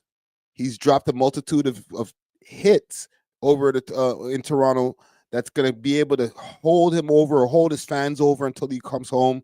He's still dropping music. I think they still have music in the vault. So the only thing that's stopping Doovie right now is incarceration. However, he's not in the same position as our boy Tizzy Stacks because he didn't get a life sentence. Okay, so salute to Doovie.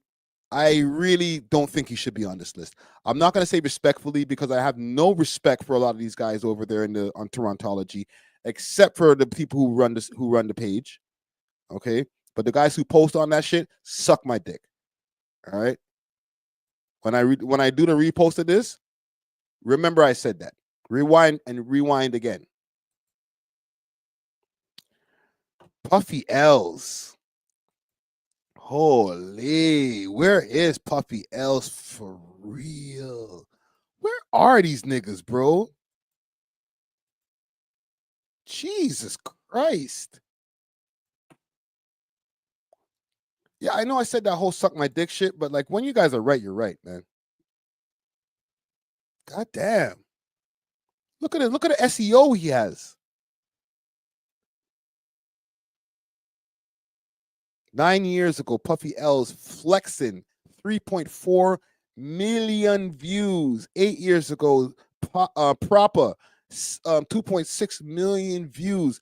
Riri, 1.7 million views.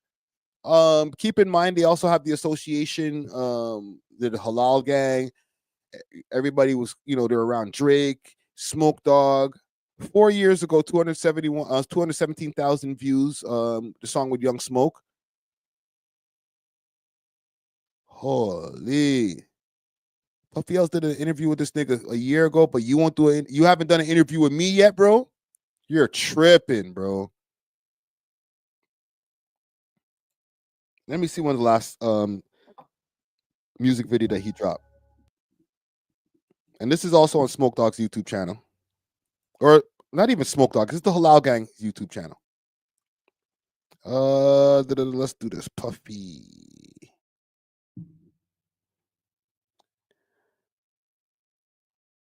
When's the last time that he dropped a music video? This is the one from 4 years ago. Wheel It 4 years ago. Keep in mind also he's running around doing tours with Mustafa the Poet, or just Mustafa now. When's the last time this nigga dropped some music? Holy shit, man. He is MIA. Unless there's something I'm missing, he hasn't dropped no music in a while. God damn. Salute to Puffy L's, but pop out, bro.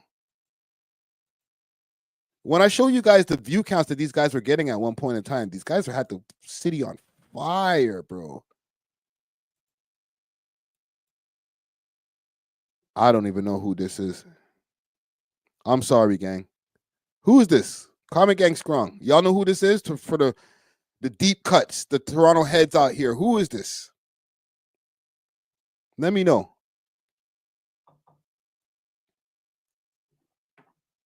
They got too many crew members in the picture. Unless it's a crew. We're moving on. Is this why? Yo, I just interviewed this nigga. And YL, I don't know who YL is, respectfully. Spades, thank you. I know who Spades is. Yo, that's a horrible picture. Hold on, let's go back to the picture. That's Spades? Where is he? Is it him? Or is it him? Or is it him? Or is it a whole crew? Are they a whole crew?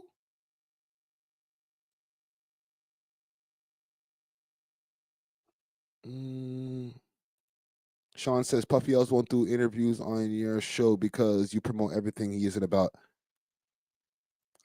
Okay, I guess. I have spoken to him behind the scenes. It's not that he won't do it. He just hasn't done it yet. But I hear you, though. I do deal with a lot of fuckery, so I could understand why mans aren't so quick to pull up on the We Love Hip Hop podcast. I be in the dirt, in the mud, talking shit. Twy. How you disrespect Twy? But low-key, they're right, though. He got a new music video that's on the way. But at the same time, I even told him behind the scenes, or I think I might have told him in front of the scenes in the interview, like, bruh, man, need to drop, bro. Drop the tune, fam.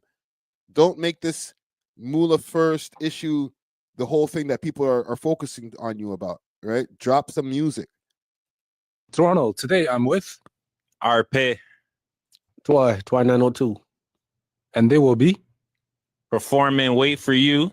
Video coming real soon. And this song will receive. I'm just trying to chase a little 2 bands. I'm just trying to chase a little 2K. You dig? Let's blow it up. Thank you, Sean. I respond to everything, brother. I try to.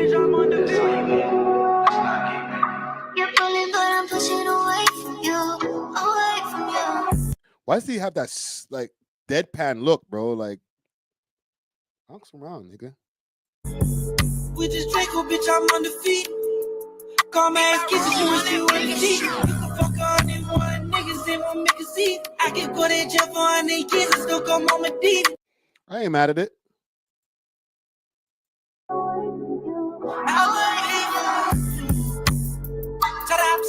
when they guilty, they ain't out of reach. My young boy do it, Jordan, watch his hands bleach. Okay. Yo, you guys are crazy with the who the hell is this? We Love Hip Hop Network. That's me.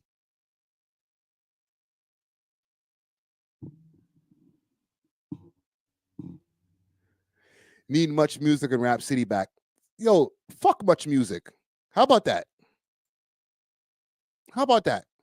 Actually, no, I'll retract that. I'm on a live stream. It's too late. I said it.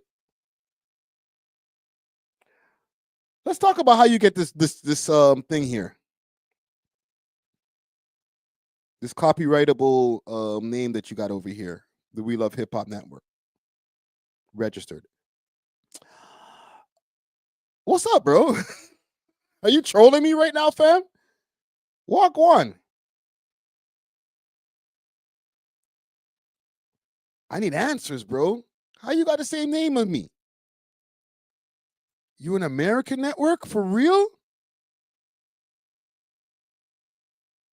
Oh, Lord. Where can I find y'all, man?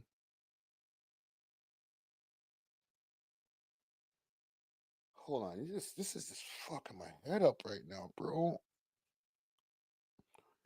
Niggas got me super sidetracked. Where are y'all out of? It's like, don't move. Don't back up now. Oh, no. You gonna follow through Friday. Salute to you, Franklin Frazier. Said Friday, don't moonwalk. F Much Music. F Much Music. F Much Music. No. We ain't doing that. Yeah, you need to talk to me behind the scenes, brother. Listen, go follow this page here. Actually, I'm already on Instagram. My nigga, we're going to have a conversation about this name here. See this right here, Bregin? We Love Hip Hop Network. Is it there? How long have y'all had this podcast around here or this network over here? And don't tell me, oh, it's been around for like 10, 15 years. And no. Don't do that. Because when I went and I looked up, when I decided to call this network the We Love Hip Hop Network or the podcast, the We Love Hip Hop Podcast, I actually did a search. Found a podcast that was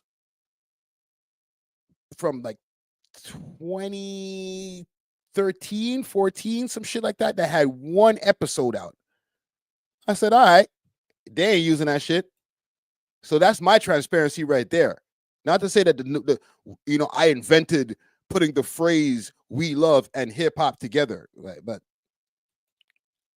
I just have to address that shit there, homie. Like, sorry, bro. Holy, no disrespect to you. You know what I mean? Salute to your network, but like, we might have a conflict of interest over here with the name there, sir. Okay, it's registered. I'm just saying. It's registered. But yes, salute to Twy. Fuck my head up right there. Who the hell is this? Gang, who this? Let me know. This is the last one on our list here. And I want to get him off the screen. He's using offensive language with his fingers. No, we don't know who this is, man. You're really MIA because, fam, I interview rappers for a living, and I don't know who this one is. But yeah, salute to the Toronto rappers out there, man. We got to do better, man. We got to come back to our prominence. But you guys are saying something about F Much Music. I'm not afraid to talk about that, man. I am not afraid to say F Much Music. Okay? F Much Music, and you know what? I'll do you one extra. F Complex Canada. I'm going to be cutting this as a segment. That's why I'm saying F instead of the the whole word. But when we get about 30 to a minute or so in, I'm gonna let the shit fly. Because when's the last time you seen any of these guys? Like, I just went through a whole carousel of Toronto rappers previously. And a bunch of these guys MIA, some of these guys who are still active. Somebody said there is no much music. That's cap. I know that they don't have a channel that people care about. Like, nobody watches TV. But they got their Instagram page. They're on TikTok like crazy. They still have a YouTube channel. They're still very active in the YouTube or social media space. They're still trying to make it where they're trying to make a resurgence, to be honest. And salute to some of the people who work there. I'm not saying F much music as far as some of the different new VJs. I guess they wouldn't be called VJs, but hosts, because there's no videos. There's no video jockey or video shows. They're not doing that anymore. That's old school shit. But F them same way. And not the people again. F the company. All right. I've interviewed George Strombo. He's a legend. And I feel like he probably will feel the same way. The shit fell off. They don't support not one Toronto rapper except for the ones who get to a certain set of popularity. And guess what? Complex, same thing. Complex Canada talks to Pressa. They talk to the RIP Houdini. Who else have you ever seen a Complex Canada article on? Oh, of course, you know, they'll try to talk to Nav.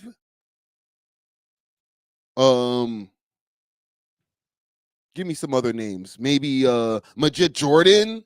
Just anybody who's popular enough to get on their radar. That's who they talking to. I'm going to give some bail to Complex as a whole company, but Complex Canada, y'all don't do shit for Toronto or Canadian culture. You're not tapped in. And I said it. Let's have a serious conversation. What are At Much Music and Complex Canada doing for the Canadian hip hop scene? For real. Are y'all really tapped in? I just went through a whole list of Toronto rappers where I didn't even have to have their names on the bottom, except for a few. I ain't gonna lie. I knew who they were. You know why? Because I've interviewed a lot of these gentlemen. We've covered them on our podcast, or we've covered them somewhere on the channel, whether even if it's on our Instagram page, some way we've tried to put a spotlight on them. If they got into a news story, we talk about the news stories too. But Much Music, Complex Canada, you got to reach a certain level or they don't even care about you. You don't even exist to them. They've done interviews with Havaya Mighty. Salute to Havaya Mighty. However, she's also in that category of what they call grant rap. You know, salute to DJ Czar. He's the one who coined that phrase, grant rap. Right? So she's more safe. She could be at the Juno Awards, and we know she's not going to bring a bunch of crew that's in there with balaclavas and guns on their waist. It's a different type of thing. All right? So I'm not going to say that they don't focus on any Toronto rap. But for the hundreds or even the dozens of rappers that they could be covering, I put out lists on a regular basis. All right? I put out a top 15 Toronto rapper list at least once a year. We get together on New Year's Eve. We figure out who's been doing their thing in the Toronto rap scene. You think Complex would take and I get killed for it. Yo, Friday, you and your stupid list. Oh my God. You don't even know nothing about Toronto rap scene, Friday. Bro, I'm the one actually pressing send on the list. I'm the one actually getting together with the audience over here and saying, you know what? Who is hot? If I don't know by myself, I'm asking the audience so we can get some kind of consensus. People who actually listen to these people. All right. I'm not listening to all these people on a regular basis. If we can go back to our list that we were just looking at earlier, none of these people have ever been covered on a Complex Canada or a Much Music. That's just not a thing. Right? Mula First was on the news on CP24 with the saying that he was a fugitive. Right. That was a negative story. However, he's popular enough for them to know who he is. So then why haven't Complex done an article on Mula First and the streak of music videos that he was doing at one point where we had like 50-something music videos in a row, month after month after month? That's something to be talked about. Y'all ain't talking about that shit. You know who's talking about it? We Love Hip Hop. You know who's talking about it? The Man Dem Show with Gutsy Guts and DJ Las Vegas. You know who else is talking about it? Hip Hop Canada website. You know who else is talking about it? Toronto Rappers, the Instagram page and their website. Y'all ain't doing shit for the culture. And the thing is, I don't even want to hear it like, well, we do. No, because I could actually see it when I go onto your pages. All right? We Love Hip Hop Network, which is crazy for me to be saying to you. But yeah, they're right. You're right. If they're not hitting in America, guess they don't care. Facts. So then what are they here for? Why is there the Canadian sector of Complex? Then just keep Complex. We don't need Complex Canada if they're not covering Canadians. Like covering Drake, that's some low-hanging fruit. Come on, bro. He's the most popular rapper in the world from Toronto. Duh.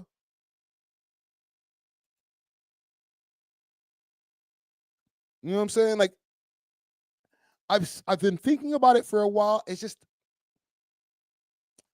I worry about relationships sometimes. And you know what? This might have severed a bunch of relationships. Now, a bunch of those people over there, the execs are like, oh, I don't want to work with Friday. He's an asshole. He said, fuck us. Yeah, bro. Because what is it? It takes a rant to be like, yo, does it take to be called out to be like, bro, when's the last time you guys even talked about a Toronto rapper? Listen, I can go and I can show you. I can show you better than I can tell you. Who this right here? Trey Songz.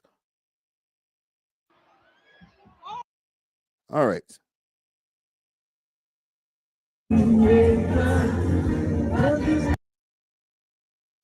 Zane. I am music. Penn State. What are we doing here, B? Mutt, Leon Thomas. It's so crazy. He's so good. What would a song with you two guys together sound? Who is this? Who's this? Waiting for Preston Pablo.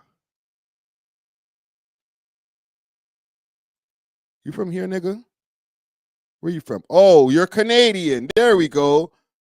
R&B nigga.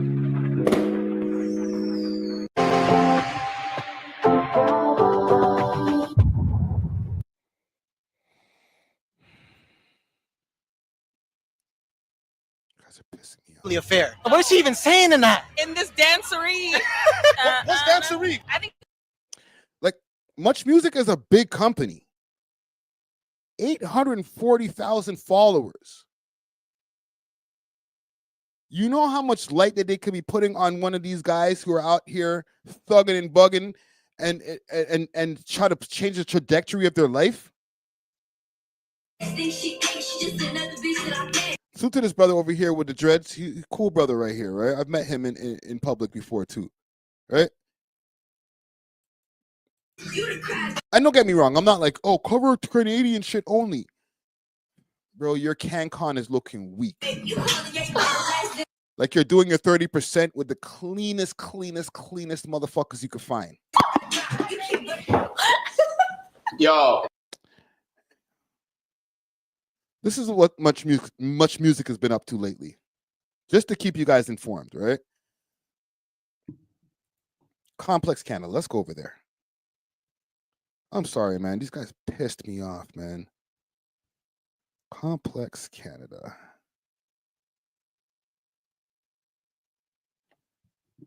They didn't even pay for a check mark for them on X, bro. That's crazy. Disrespect. Justin Bieber, Drake. Listen, I'll tell you this. I shouldn't even started with F Much Music because Complex Canada is way more egregious. Yo, Prophet Pre music. I'm not even saying street rappers only. There's a lot of guys who weren't on the polys and all that type of shit who are underground rappers out here, super lyrical, hella talented. These guys won't even breathe on them over there at Much Music or Complex Canada. Complex Canada, oh my God. Ew. Oh my God.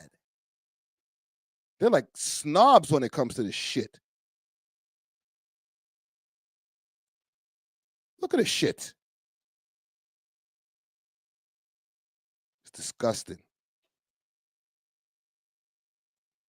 Daniel Caesar.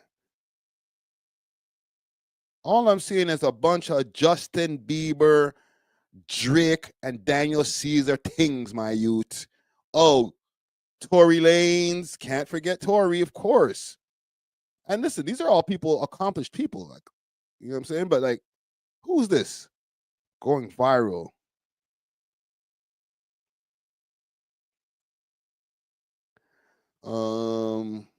I'm not gonna read your name there. Prayag. Okay, there we go. I can read that. Tristan Thompson. Come on, B. If we were having some kind of a balance when it comes to this media over here, where they're covering, take some of the workload off of me. Why not? I'll still interview these guys. But you could even go through my channel. You can see, yo, you know what? Who is in the Toronto underground scene? Because we don't know shit. We have no idea who's in the Toronto underground scene. I don't even see Dylan Ponders on their shit. Come on, B. You're telling me that an independent networks, or not even just me, I'll say all of us independent networks got to do the heavy lifting for corporate entities that have been here for decades. When we're talking about Much Music has been here for decades. We got to do the heavy lifting for these guys. Come on, B. Something's not right. Listen, I just wanted to say that. You know, I've been trying to calm down my rants. Salute to Randy over here. I've been trying to calm down my rants, not get too disrespectful. Okay? Randy's keeping me calm. But yeah. Just do better, guys. Do better. Okay? We'll leave that there. Do better. Am I wrong, gang? Can these guys be doing a little bit more for the Canadian hip-hop scene? And I'm not, and let me be specific, I'm not just talking about all the gangsters and the Canadian hip-hop scene as a whole. Period. What do we have a division of Complex over here for if they don't cover anything but Drake and Justin Bieber? What are we doing here, fam? You guys are hoarding the money, fam. Anyhow, we'll leave that there. Holy shit, I'm 3.5 hours in. Okay, I'm going to do one more story and then we out of here, man. Shit. I didn't expect to be here for this long. God damn. Salute to Randy. Let me see. What do I want to cover here? High school kid gets arrested for a diss track. All right, this is not this is not a Canadian story. Like right after I went on a whole rant about you guys don't do Canadian stories. I got an American story right here in the vault. Here we go. I found the story pretty interesting because they arrested this kid for the lyrics that he was saying in a song, and he got punished by his school. The whole thing went out of control. We'll pull up the news story. My news story will explain it better. High school football player Rockdale County, a Heritage High School football player must prepare for his day in court. He's ready to fight charges after recording a song aiming to settle a score. It's a story you see first on Fox 5, and Fox 5's Kevin Stewart is at the live desk with this one. Kevin? Guys, battle raps and diss tracks are foundational to hip-hop. Talk about it. Boasting, jokes, even threats. But a teen and his family never thought his diss track would land him in jail.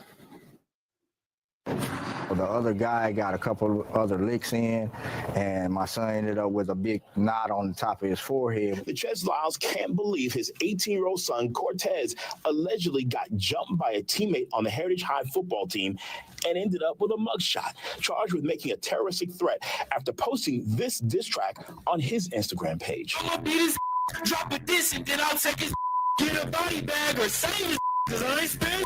I'm a scorpion. The track came up. That was trash, but damn. Damn. You didn't even drop some fire and then you got in trouble for that, bro? Holy. Say it again. Drop a diss and then I'll take his get a body bag or save his cause I ain't spend. I'm a scorpion. The track came about. Where did you record that? With your friggin' Android, my nigga? After his parents told him not to fight. What do y'all want him to do? Come back to school and fight?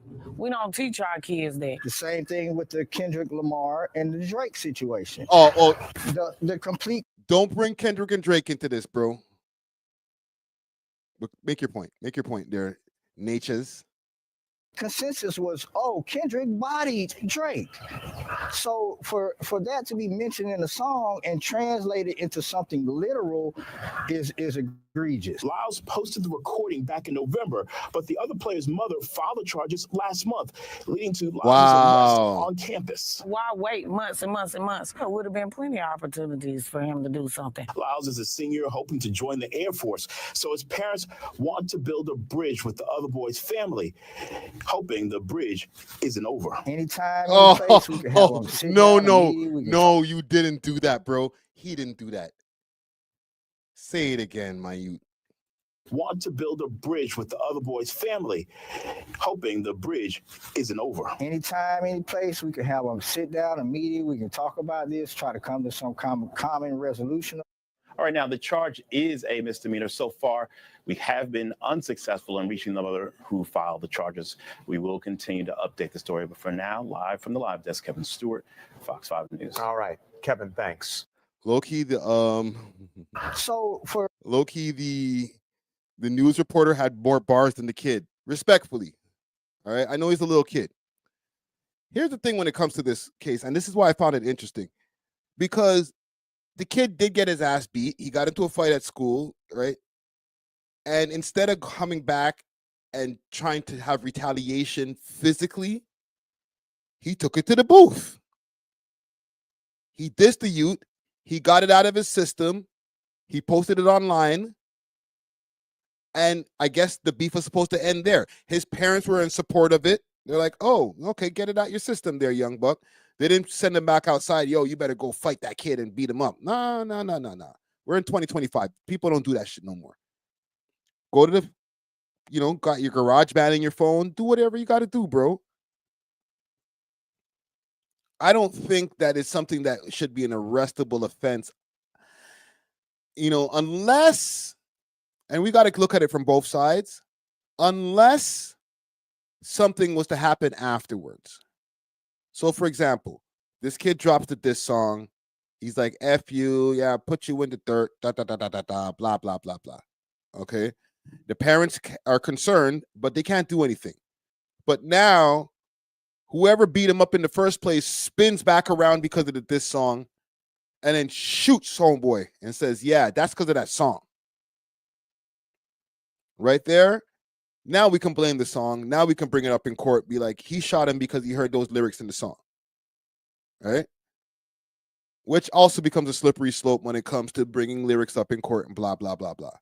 Now, also, for that same football player kid who got his ass kicked who made the song, if he makes the song and then goes to school and then goes and tries to beat this kid's ass on top of making the song, then now we can go for an assault charge, all that type of shit.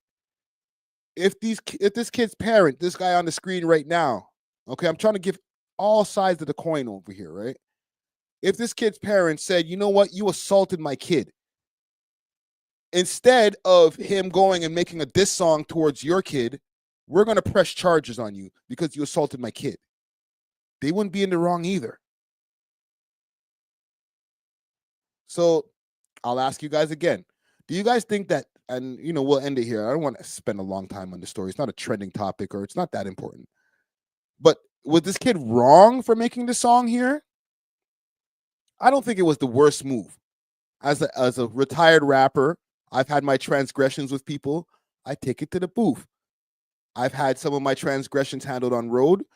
But, you know, it's good to have an outlet so that you aren't out there spinning the block for real, for real. All right, we got to give some of these rappers some bail sometimes. As long as he's not really going full drill mode, balaclava on the face, on his Instagram live going crazy. Like they're saying in this news piece here, like he was going to the army. This is going to mess up his military chances. He was playing football. He seemed like a good youth. I don't think it's the worst thing in the world for him to make a diss song. You feel me? But yeah, we'll leave it there. All right. Salute to him. Salute to his whole family. Hopefully that these legal troubles don't mess him up for life in the future. All right. Salute to the Comment Gang. Comment Gang strong. I think we are done here. I got an interview that's dropping tomorrow morning. I've been holding on to this interview for almost a month. Okay. We got the neighborhood tow guy or the neighborhood tow man. Full interview of the behind the scenes of what's going on in this whole tow truck wars, the Toronto tow truck wars, from the mouth pause of a real life tow truck driver, tow yard owner. We had a 1 hour plus interview where I got to ask all of the questions that we've been asking over here on these live streams when we've been doing all these different segments about the tow truck wars. I asked everything that I can think of, everything that the chat has been asking about. We got to find out live and direct from a tow truck driver, and the shit is crazy. I've already put out a couple of pieces already, but that's literally, I put out 15 minutes out of an hour and 3 minutes. So look out for that tomorrow morning, all streaming platforms, and we'll be back over here on YouTube 6 p.m. for the premiere. All right. Until then, we are off of this. Deuces.